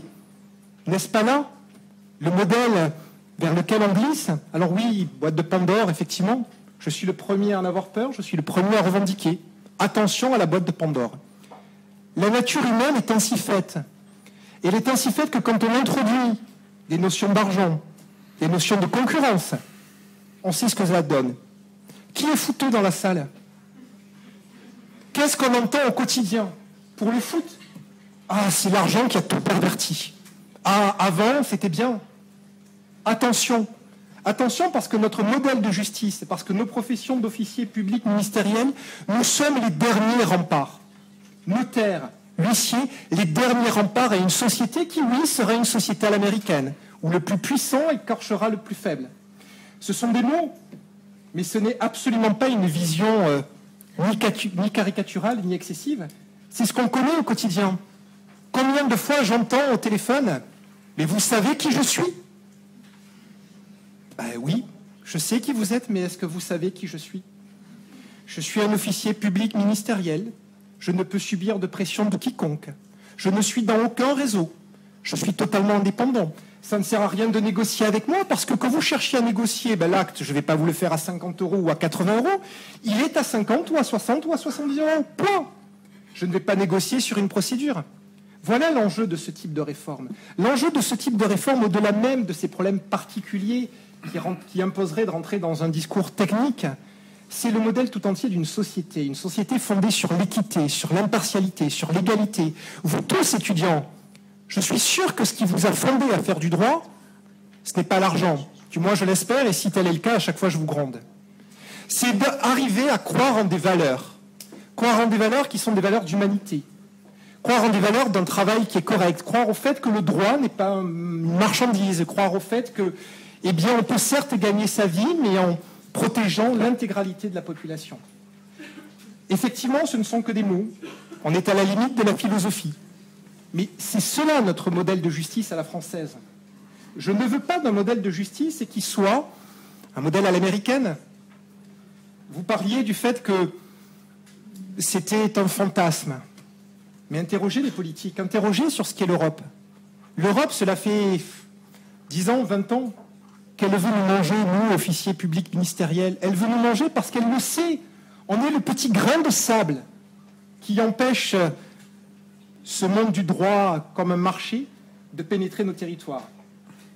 Par votre réforme, effectivement, vous ne nous mettez pas à ce jour totalement à genoux. Et encore, il faudra voir ce que va donner le tarif. Vous gardez une bonne conscience en disant « Tout est sauf, ne vous inquiétez pas, vous n'allez pas mourir, soyez rassurés. » Moi, je dis juste une chose, c'est que je crois dans mon métier, je crois dans l'impartialité, dans l'objectivité, et tant que l'on considérera le droit comme un marché, comme une marchandise, le danger sera là. Et si nous devons nous battrons aujourd'hui, mais nous nous battrons aussi demain, après-demain, parce que ces valeurs-là, elles sont au fond de nous. C'est ce qui a fait que nous choisissions chacun ce métier.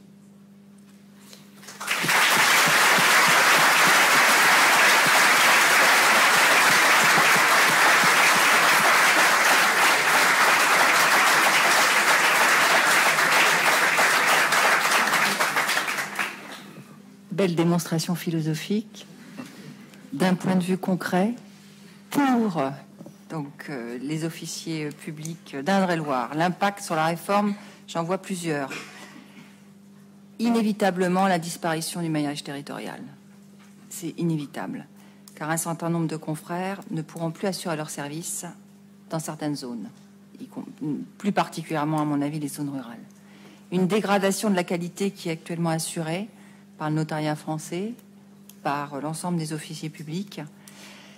On a supporté depuis de nombreuses années le coût de la modernisation. On nous a demandé de téléacter, de dématérialiser.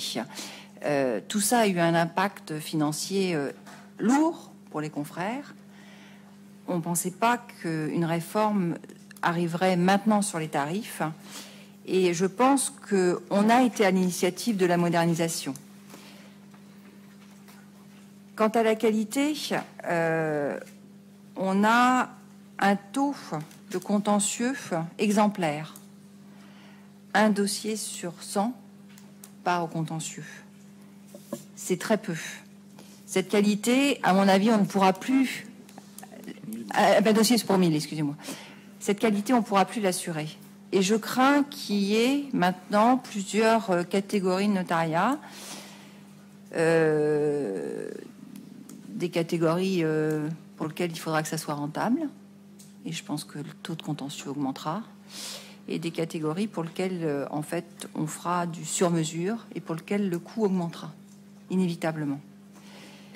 L'augmentation au final du tarif, suite à la libération, elle me paraît inévitable. On ne pourra plus de toute façon faire les actes déficitaires et on pourra de toute façon plus assurer les consultations gratuites. Ça sera plus possible. On ne pourra plus ouvrir non plus la chambre des notaires et les maisons du droit. On sera, à mon avis, absent. C'est une atteinte pour nous à notre éthique, à notre indépendance et à l'égalité qu'on a jusqu'à présent assurée et offert aux citoyens.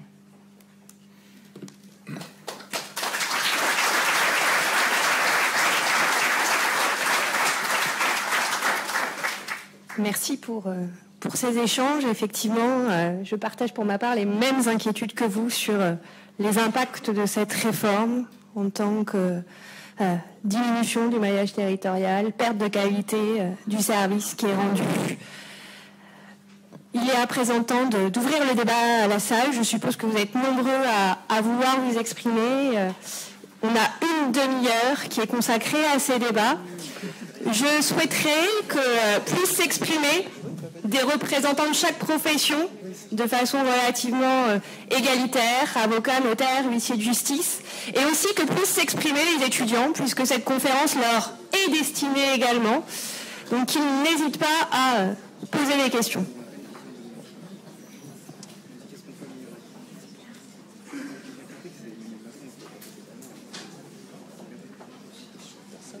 Il y a des micros qui se baladent dans la salle.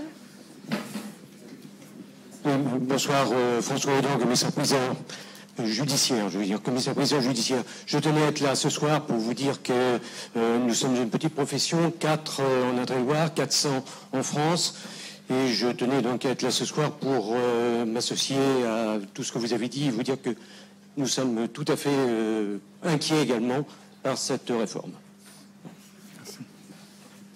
Encore une fois, ce n'est pas par défaut d'intérêt. Malheureusement, on le voit, on a déjà le temps qui court contre nous. Donc, mais il y aura sans doute d'autres occasions de vous associer aussi à ces débats. Monsieur Jacques Vautier, je suis notaire associé à Jouer-les-Tours. D'abord, je voulais dire que je suis extrêmement étonné que l'autorité de la concurrence, à l'instar du gouvernement, fasse du France bashing et qu'il s'attaque à des institutions qui fonctionnent bien, qui satisfont... Je ne peux pas accepter ça.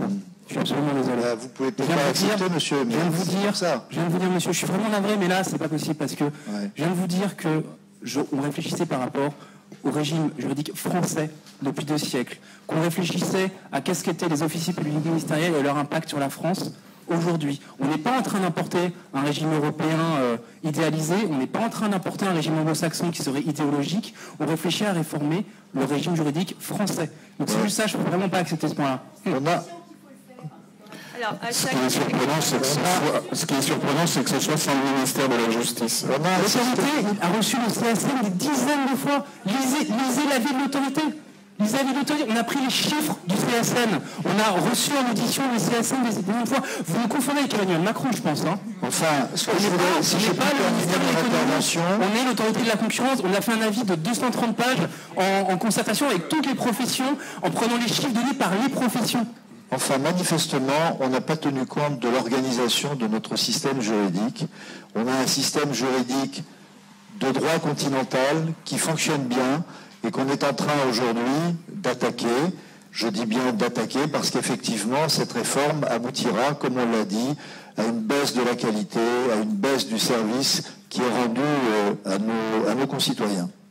Je voudrais dire aussi que je suis un petit peu étonné qu'on parle de problèmes de concurrence en ce qui concerne, par exemple, le service des officiers publics ministériels. Par exemple, sur le tarif, J'avais noté un jour que le tarif s'appuyait sur l'idée que l'authentification est un service public, ce que vous n'ignorez sans doute pas, et que donc sa rémunération doit échapper à la concurrence, par voie de conséquence. Vous me posez la question ? Oui.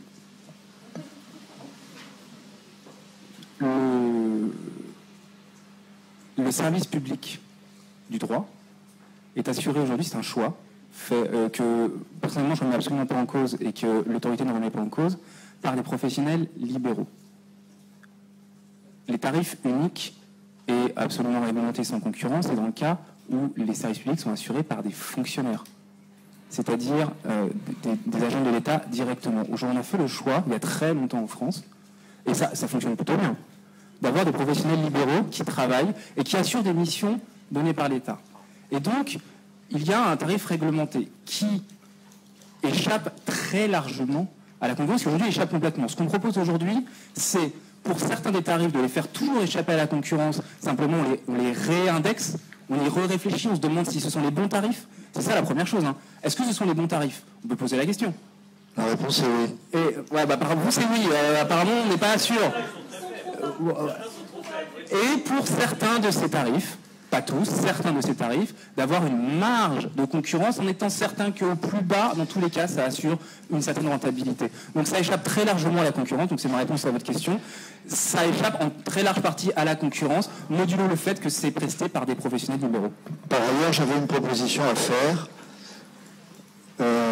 Vous savez, le tarif des notaires prévoit une rémunération du notaire d'environ en moyenne 1% en ce qui concerne les actes de vente, quel que soit le nombre de notaires intervenants. Et donc, ma proposition est, alors que les droits d'enregistrement sont de 5 et quelques pourcents, 5,5% à peu près. Alors, je pense que pour redonner du pouvoir d'achat, mais ça n'était sans doute pas dans la mission qui était confiée à l'autorité de la concurrence par le gouvernement, on aurait pu envisager une baisse des droits d'enregistrement significative sans toucher au tarif des notaires.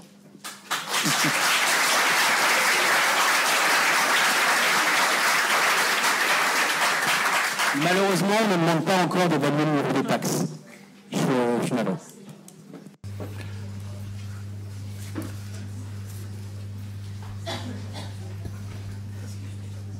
Oui, un micro à vous donner.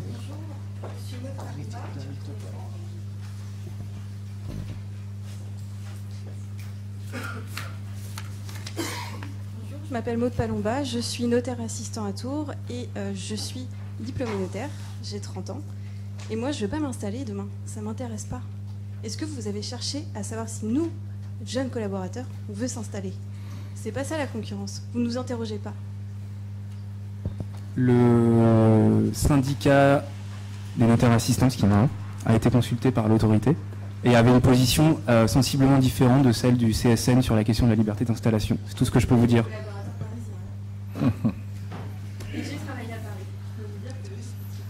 Et je ne sais pas comment vous répondre à ça, je suis absolument parce qu'en fait, vous me faites part de vos choix.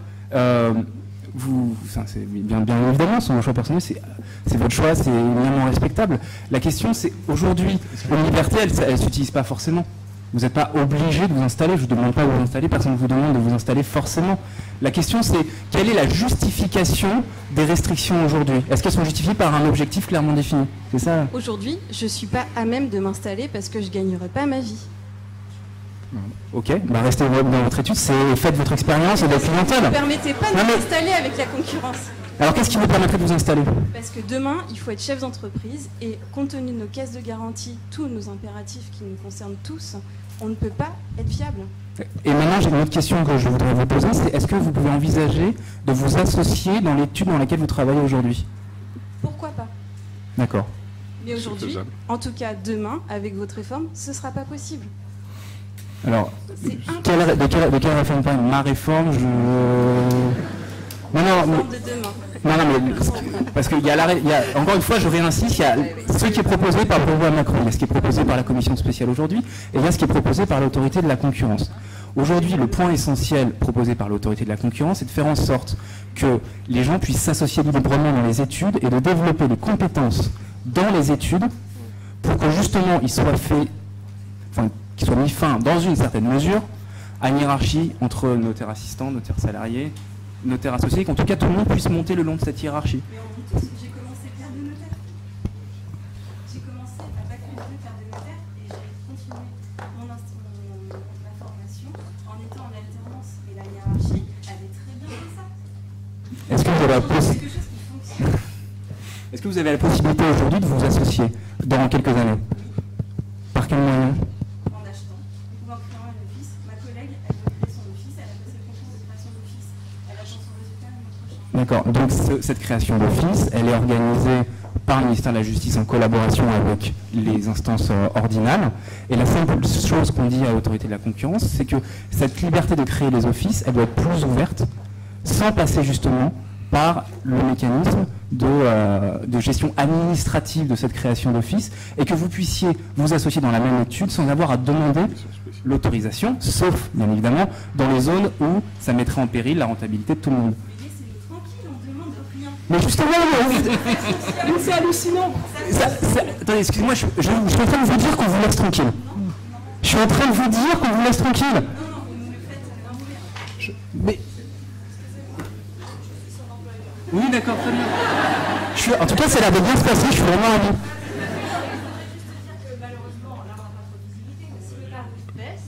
Moi, je viens d'acheter mon étude, je l'ai payé très cher, un prix qu'on m'a validé. Je ne pourrais pas garder des salariés aussi bien formés que Maude et continuer d'assurer sa formation et son salaire de diplômé notaire. Je vais être obligée d'avoir des salariés moins qualifiés pour faire des actes plus rapidement et moins chers parce que je serai dans le corridor tarifaire et qu'inévitablement, avec mes voisins de palier, qui sont notaires aussi, je serai obligée de m'aligner sur un tarif plus bas. Et malgré tout l'amour que j'ai pour ce métier, je serai obligée, avec le crédit que j'ai sur le dos, de le faire dans d'autres conditions. Et ce n'est pas le choix de Maude non plus. C'est ce qu'on indiquait sur la qualité. Quand j'indiquais il va y avoir une baisse de la qualité, c'est par rapport à ça. C'est-à-dire qu'en fait, nos personnels qui étaient très qualifiés, en fait, il y a un certain nombre de confrères qui vont être obligés de s'en départir. Parce qu'il va falloir qu'on diminue les coûts et du coup qu'on diminue la masse salariale. Soit la masse salariale, soit le coût de cette masse salariale. Mais alors ce qui est difficile On est en Indre-et-Loire. Oui, non, mais je comprends bien. 2 points, je vais essayer de répondre à l'ensemble des choses. Ce qui est proposé par l'autorité de la concurrence, c'est précisément de vous laisser tranquille sur la question de la liberté d'installation. Maintenant, la question du tarif. La question du tarif, c'est de proposer un mécanisme de revoyure, c'est pas très français, de revue plutôt, de revue des tarifs, selon un certain nombre de principes qui sont encore à l'état de principe. Donc je comprends bien qu'aujourd'hui, il y a énormément de questions qui sont posées parce qu'il n'y a pas du tout de visibilité. Il n'y a pas du tout de visibilité, je vous confirme. Hein. Il n'y a aucune visibilité. Et à l'autorité de la concurrence, on a fait un avis sur un texte. Attendez, moi je vous parle du point de vue de l'autorité de la concurrence. On a donné un avis sur un texte qui aujourd'hui est quasiment caduc. Oui. Parce qu'il a été revu par la commission spéciale, notamment sur la liberté d'installation, et que on était en train de dire, je vous parle de mon travail quotidien, on était en train de dire, nous on veut bien vous aider à faire les zones en tension, parce qu'il y avait une définition de zone en tension. Maintenant, la commission spéciale nous dit, ah non, c'est l'inverse, il faut faire les zones avec l'autorité de la concurrence, où c'est nécessaire pour le service public et pour assurer le maillage territorial. Je crois que c'est rédigé comme ça, dans le texte 13 bis de la proposition. C'est pas du tout le même mécanisme, etc. Donc nous, on va aussi être embarqués dans tout un mécanisme administratif qu'on n'avait pas prévu et qui est même encore en discussion, et ça se trouve, à l'heure où je vous parle, il a encore changé. Donc, on n'a pas de visibilité, qu'est-ce que vous dites? Mais je ne suis pas le ministère de l'économie, malheureusement. Et tout ce que je vous dis, c'est que, juste pour répondre à mademoiselle, le but du jeu, c'est de vous laisser tranquille. Vraiment. Vous savez pourquoi la commission spéciale, elle a totalement changé le texte? Parce que c'était le début de mon propos. Il a tellement été mal fait, ce texte. Je rencontrais le 6 novembre la ministre de la Justice. Elle n'était pas au courant de toutes les dispositions et de ce qui allait être envisagé. C'est quand même invraisemblable. Il a tellement été mal fait, ce texte, que c'est aujourd'hui, en commission spéciale, nous avons des confrères qui y sont. Et autant vous dire que on a fait fonctionner le téléphone portable. Les confrères sont venus expliquer des choses qui étaient évidentes. Je parlais tout à l'heure du problème des huissiers et des mandataires. Il n'y avait pas besoin d'être grand clerc pour y penser, mais il suffisait de ne pas être un technocrate de Bercy. Et au moins, on y aurait pensé. Mais il suffisait d'interroger les personnes compétentes. Et quand on a... Il faut, si vous avez le temps, étudiant, aller lire toutes ces discussions qui sont intervenues au moment de la commission spéciale. Vous y verrez un de nos confrères et un de mes amis, Denis Robillard, qui est l'un des rapporteurs, qui explique ce qu'il en est justement des mandataires et des huissiers. Et après qu'il l'ait expliqué, le ministre qui dit « Ah oui, c'est vrai, donc on ne les marie plus ceux-ci ». C'est quand même un travail qui n'est pas le travail du législateur habituel. Quand je disais que c'était vraiment pas l'endroit pour discuter de l'exemple de la loi et de discuter de la loi Macron. La commission spéciale, elle a tout revu. Ça, c'est clair. Aujourd'hui, on est en train de parler, vous êtes en train de parler d'un avis que vous avez donné. Cet avis que vous avez donné, il n'a plus rien à voir avec ce qui a été envisagé, notamment pour l'installation des notaires, par exemple, mais aussi pour les autres. Mais au-delà de ça, la divergence la plus importante, c'est que vous considérez que nous sommes face à un marché. Et je le répète, vous n'allez pas, parce que vous allez permettre la liberté d'installation, parce que vous allez permettre l'installation de jeunes, augmenter un marché. Ça n'est pas possible. Vous n'allez pas pouvoir créer un besoin qui n'existe pas. Vous l'avez dit vous-même, et bien heureusement, tous les gens ne sont pas obligés de passer par un huissier de justice. Bien évidemment, tous les gens ne sont pas obligés de passer par un notaire. Nous ne pouvons pas créer des besoins qui n'existent pas et qui, je l'espère en tout cas pour notre profession huissier de justice, qui n'existera jamais, ou du moins il faut le souhaiter. En clair, créer une entreprise d'huissier de justice, si on doit utiliser ce terme-là, parce qu'au final, dans votre raisonnement, c'est ça, créer une entreprise d'huissier de justice. Eh bien, si vous créez une entreprise d'huissier de justice, vous allez en tuer une autre. Donc au final, le gain pour le justiciable sera un gain qui sera à zéro, avec au passage des salariés qui seront soit licenciés, soit dans le meilleur des cas, obligés de se déplacer, obligés de devenir mobiles, alors que rien ne les imposait aujourd'hui. La vraie différence, la vraie divergence que nous avons, elle est celle-ci. Vous parlez d'études d'impact. Quand vous me dites que les études d'impact ne sont pas faites, je suis effrayé. Parce que tout bon... L'analyse des tarifs n'est pas faite. Parce que tout bon professionnel fait toujours un projet, fait toujours une projection. Pour la nôtre, toutes les projections qui sont faites sur cette réforme, quelle que soit la façon dont on la prend, elle aboutit à des conséquences qui sont négatives. Parce que la base même, c'est certes la loi est mal faite, certes c'est une réalité, mais notre marché n'est pas élastique. Et ça, il faut absolument que vous arriviez à le comprendre. C'est pas parce que vous allez permettre à un jeune de s'installer ou de ne pas s'installer que ça va augmenter la possibilité d'agir. Ce n'est pas parce que vous allez réformer notre tarif que cela va permettre aux justiciables de mieux s'en sortir. Vous n'allez pas créer quand même, ce n'est pas parce que vous allez avoir un acte qui est à 20 € plutôt qu'à 50 qu'un justiciable va se dire « Tiens, je vais aller voir l'huissier de justice ».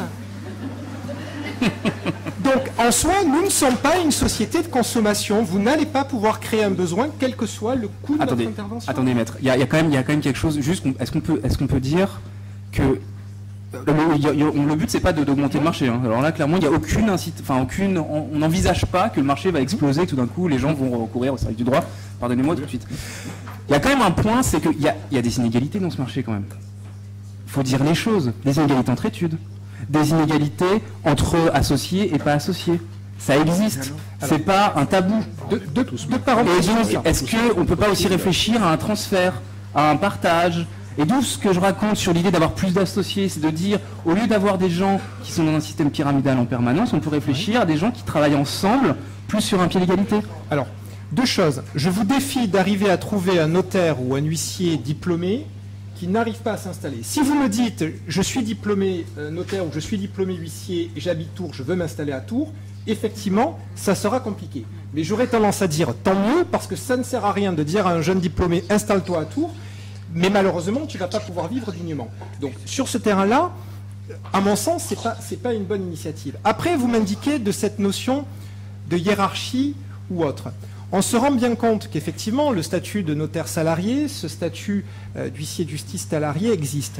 Vous parlez de différence de niveau. C'est vrai, vous prenez Paris et vous prenez la province, je suis entièrement d'accord. On ne fait pas le même métier, on n'a pas les mêmes revenus, on n'a pas les mêmes habitudes de travail. La même conférence, la même table ronde, faites-la à Paris, et vous verrez que vous aurez sans doute des propos et des éléments qui seront différents. Je dis juste que la province telle qu'elle est... J'en ai marre d'en faire à Paris, en fait, c'est pour ça. C'est plus intéressant de venir ici, justement. Oui, c'est pour ça. Et on vous en remercie d'ailleurs. Mais je vous assure, on le dit régulièrement, et nos députés, on leur a proposé, venez dans nos études. Alors vous me l'avez dit, vous vous êtes rendus dans nos études, mais vous devez quand même bien vous rendre compte quand vous êtes dans nos études, qu'on est des professionnels qui travaillent beaucoup. Et là, si je dis cet élément-là, vous allez me dire, ah oui, mais si vous travaillez beaucoup, ça signifie donc qu'il y aurait peut-être la place pour quelqu'un d'autre. Le problème, c'est qu'on travaille beaucoup.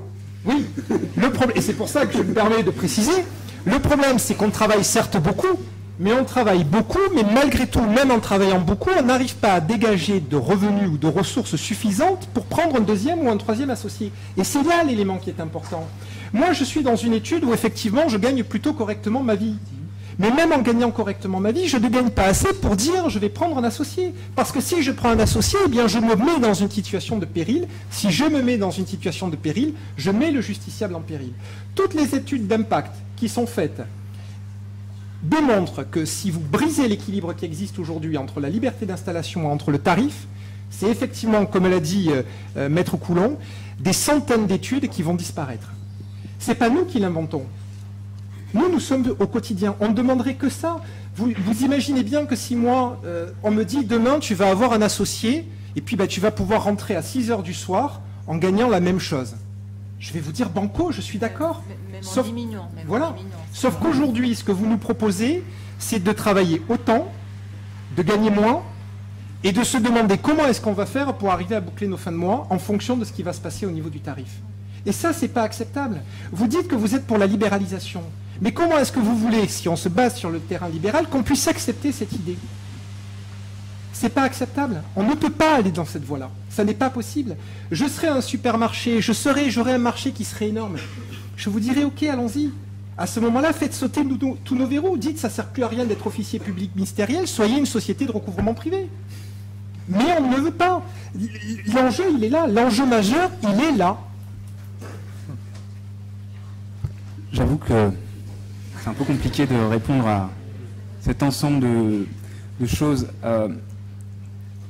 Sur cette question, enfin, je comprends bien l'idée, ça, plus le tarif, plus la liberté d'installation, plus etc., on a l'impression qu'on va... C'est l'accumulation. Juste deux points. L'idée, déjà, dans l'avis de l'autorité, j'essaie d'être précis, c'est pour ça que je prends du temps. Dans l'avis de l'autorité, on a analysé les notaires et les huissiers, on a vu que c'était pas la même chose. Première chose. Ça, on avait vu. Voilà. Donc, non, mais oui, voilà, vous pouvez nous reconnaître ça par rapport à la loi Macron, quand même. Parce qu'il faut mettre tout le monde dans le même sac, hein.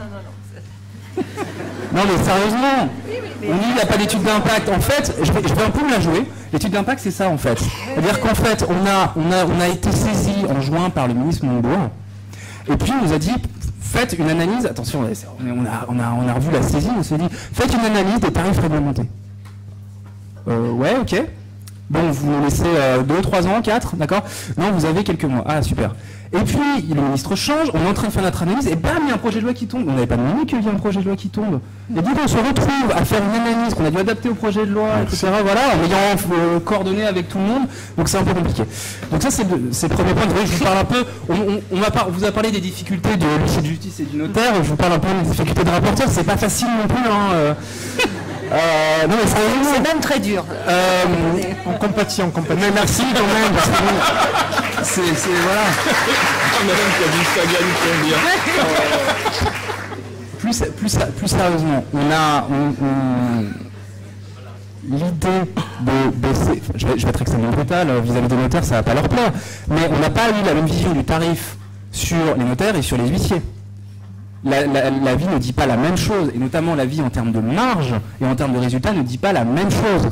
Donc l'idée, je ne peux pas vous prédire, j'ai pas de boule de cristal, et je ne suis pas la commission spéciale, et je ne suis pas le Parlement, et je ne suis surtout pas le ministère de l'économie quand il va s'amuser à rentrer dans les tarifs, et on va être associé, ça va être super. Ce qui est très clair, c'est qu'on ne va pas faire un truc pour tout le monde, ça y est, on baisse tout le monde de 20%, et puis terminer, rentrer chez vous. Enfin, c'est pas comme ça que ça va se passer. Autrement, il n'y a plus d'études. Autrement, il n'y a plus d'études. Donc, ce qui est très compliqué, c'est de dire, voilà, il y a la liberté d'installation qui est un point pour essayer d'organiser les études et d'organiser l'organisation des professionnels et leur carrière, quel que soit leur choix, de manière différente. Et en ayant une logique que Madame a bien expliquée. Si vous n'avez pas de clients, vous n'avez pas les installer.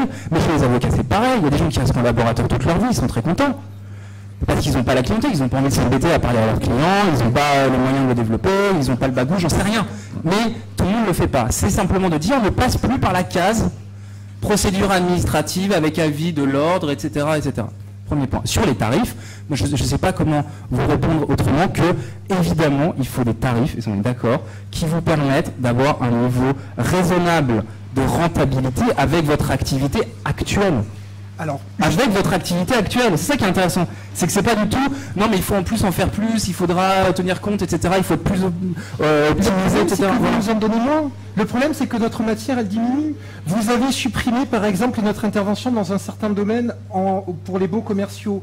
Vous avez supprimé notre intervention pour les jeux et concours. C'est-à-dire qu'au plus on va dans le temps, au plus on se rend compte que notre matière diminue, que notre matière se restreint. C'est-à-dire que certes, effectivement, je peux tout faire pour essayer de vous comprendre, mais à ce moment-là, développez nos compétences, faites-nous confiance. On demande un certain nombre d'interventions.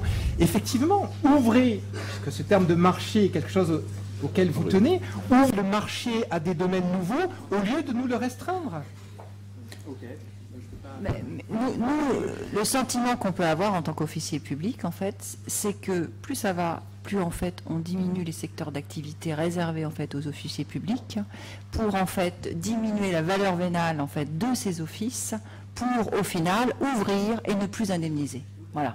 Voilà un petit peu la philosophie dont on a. Mais c'est pas l'autorité de la concurrence. Hein.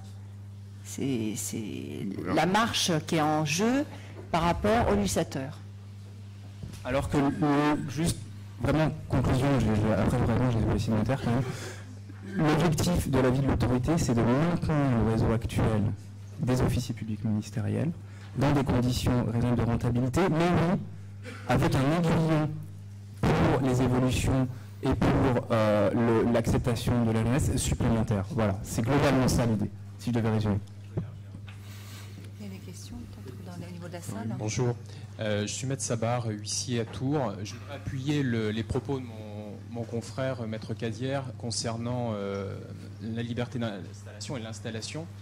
Je suis installé depuis 10 ans, j'ai exercé dans 2 études différentes, en Bretagne et à Tours, et je n'ai jamais rencontré la moindre difficulté pour m'installer. Effectivement, comme le disait maître Cadière, il faut être mobile. Il y a une interprétation faire également pour arriver dans une étude, ça ne se fait pas comme ça, mais je n'ai jamais rencontré de difficultés pour m'installer. Ensuite, concernant la pseudo-liberté d'installation, qui est proposée en tout cas par le gouvernement, qui est appuyée par l'autorité de la concurrence, je voudrais dire aujourd'hui que le vent de réforme qui souffle depuis des mois sur la profession n'a fait que effrayer, voire dissuader les aspirants à la profession, qui aujourd'hui hésiter, renonce même à passer l'examen professionnel d'huissier. Pourquoi? Parce que tout simplement la profession se vide de sa substance. La signification demain deviendra peut-être optionnelle, puisque c'est en tout cas, on rappelle un critère d'utilité sur la signification. Baisse du tarif, suppression des coefficients multiplicateurs. Maître Cadière vous a demandé tout à l'heure une étude d'impact. Cette étude d'impact aujourd'hui on ne la connaît pas. Et je peux vous dire qu'elle aura des effets dévastateurs sur l'emploi. Et elle est d'autant plus dénoncée par les jeunes qu'aujourd'hui et demain, surtout, les jeunes se verront attirer les foudres de leurs confrères en place, puisque les études en place pourront se retourner contre ce jeune qui n'aura rien demandé d'autre que d'exercer sa profession, avec une action en responsabilité dans une limite de 6 ans. Et en fait, on y voit ni moins qu'un désengagement de l'État à indemniser les confrères, puisque si les études baissent en termes de chiffre d'affaires, la cause, on sait où la trouver, et c'est vraisemblablement pas l'activité d'un jeune confrère qui aura des conséquences sur, en tout cas dans un premier temps, sur le chiffre d'affaires des études. Voilà. Toujours le même problème, difficile de vous répondre sur la question du désengagement de l'État et des rapports avec le ministère de la Justice, parce que Le même point a été fait sur la juridictionnelle, sur laquelle j'étais sur l'engagement de l'État. Ce qu'on peut dire en revanche, c'est que les principes d'indemnisation qui sont prévus par le texte sont contraires à la Convention européenne des droits de l'homme et contraires à la Constitution. Oui, juste. La responsabilité... Ah mais je partage votre analyse juridique, voilà. Comment dire, l'idée qu'on doit... Enfin, pour quelqu'un, vous avez compris, qui croit un tout petit peu à l'idée de liberté d'entreprendre, qu'une personne privée doit indemniser l'autre simplement parce qu'elle a une activité en concurrence avec elle, c'est quand même un peu particulier comme principe. Donc effectivement, on est plus sur une idée de... vous avez eu ce qu'on appelle en droit public le principe des attentes légitimes.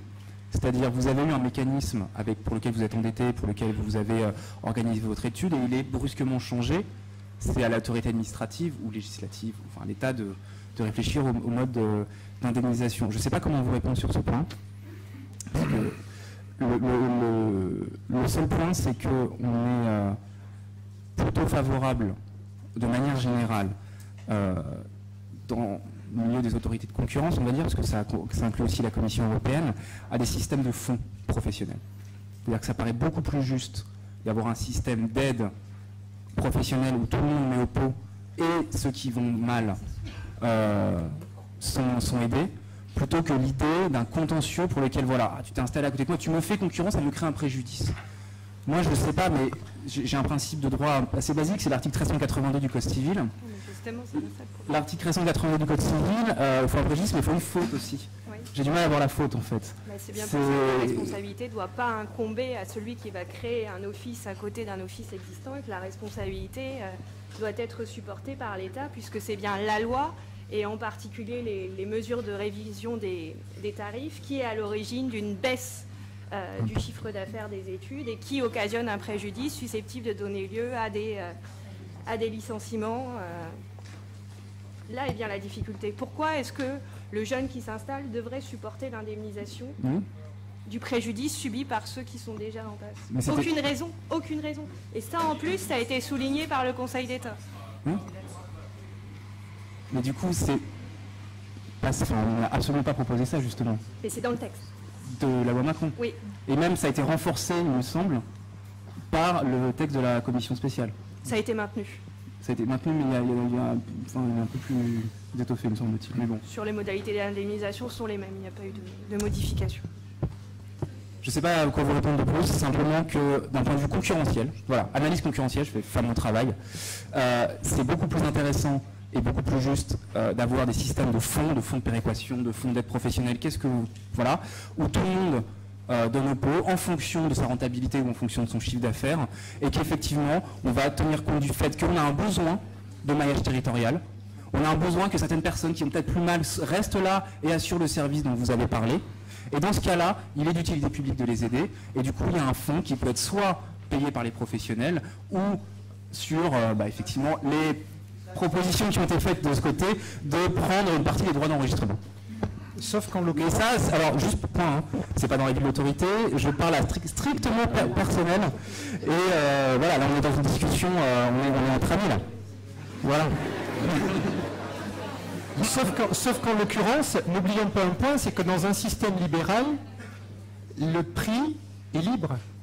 N'oubliez pas que pour nous, le prix de nos offices n'est pas libre. C'est-à-dire que le pire, c'est que on nous dit, et c'est quand on dit on nous dit, c'est la chancellerie considère que le prix de cession de nos études est évalué selon des critères décidés par la chancellerie à hauteur de temps. Donc au-delà de ça, moi si je suis contraint d'acheter à tel prix, si demain on permet à un jeune d'acheter à un prix qui sera tout autre, je veux être indemnisé. Il n'y a aucune raison que moi, 1 an, 2 ans, 5 ans en arrière, on m'a dit, si tu veux t'installer, tu dois payer tel prix, et qu'un jeune n'ait pas à faire, entre guillemets, ce même effort. Donc, si on va jusque-là, l'indemnisation, elle doit être générale. Elle ne doit même pas se limiter à installer les confrères qui sont autour de celui qui est installé. C'est l'ensemble du système d'indemnisation qui doit être revu, avec une indemnisation complète de tous les huissiers de justice qui sont en place. Moi, je viens du Sud. Si demain on me dit n'importe qui peut s'installer à droite ou à gauche, et j'ai fait 700 km pour venir en Touraine, je suis désolé, mais je ne serais pas d'accord que vous puissiez créer des études à droite ou à gauche en me disant là, subitement, il y a des études, alors que moi, j'ai fait 700 bornes, j'ai dû payer une somme en étant endetté pendant 10, 12, 15 ans. Si tel est le cas, indemnisez tout le monde. Et si vous indemnisez tout le monde, c'est que... Voilà, vous irez de partout. Maître Baron, si vous voulez bien... Juste un dernier mot pour vous dire que le débat était fort intéressant.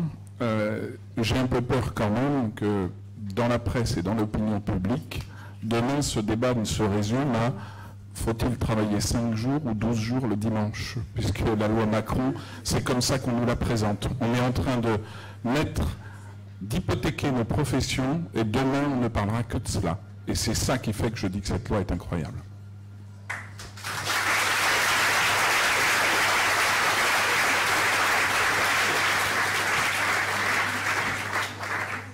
Moi, j'ai juste une question qui s'adresse aux étudiants. Qui veut être huissier? Qui veut être notaire? Qui veut être avocat à l'issue de ce thème? Tant mieux. Ça fait plaisir. On ne vous a pas totalement découragé. J'ai un peu le même regret aussi, malgré la richesse des débats, que effectivement l'analyse économique a été prépondérante, alors qu'il ne faut pas oublier que derrière ces professions juridiques, ce qui compte, c'est surtout la qualité de la prestation de service qui est rendue et qui jusqu'alors est assez peu contestable. Toujours est-il que je pense en tout cas qu'on a su comprendre les enjeux de la réforme des professions réglementées. On va clore les débats malgré la richesse de ceux-ci. C'est vrai qu'on aurait souhaité poursuivre encore, mais il faut s'arrêter. En tout cas, soyez bien assurés que nous serons bien attentifs aux discussions législatives et nous espérons que celles-ci réduisent au minimum les effets néfastes de cette loi, et en vous remerciant aussi d'être venus nombreux pour assister à cette table ronde.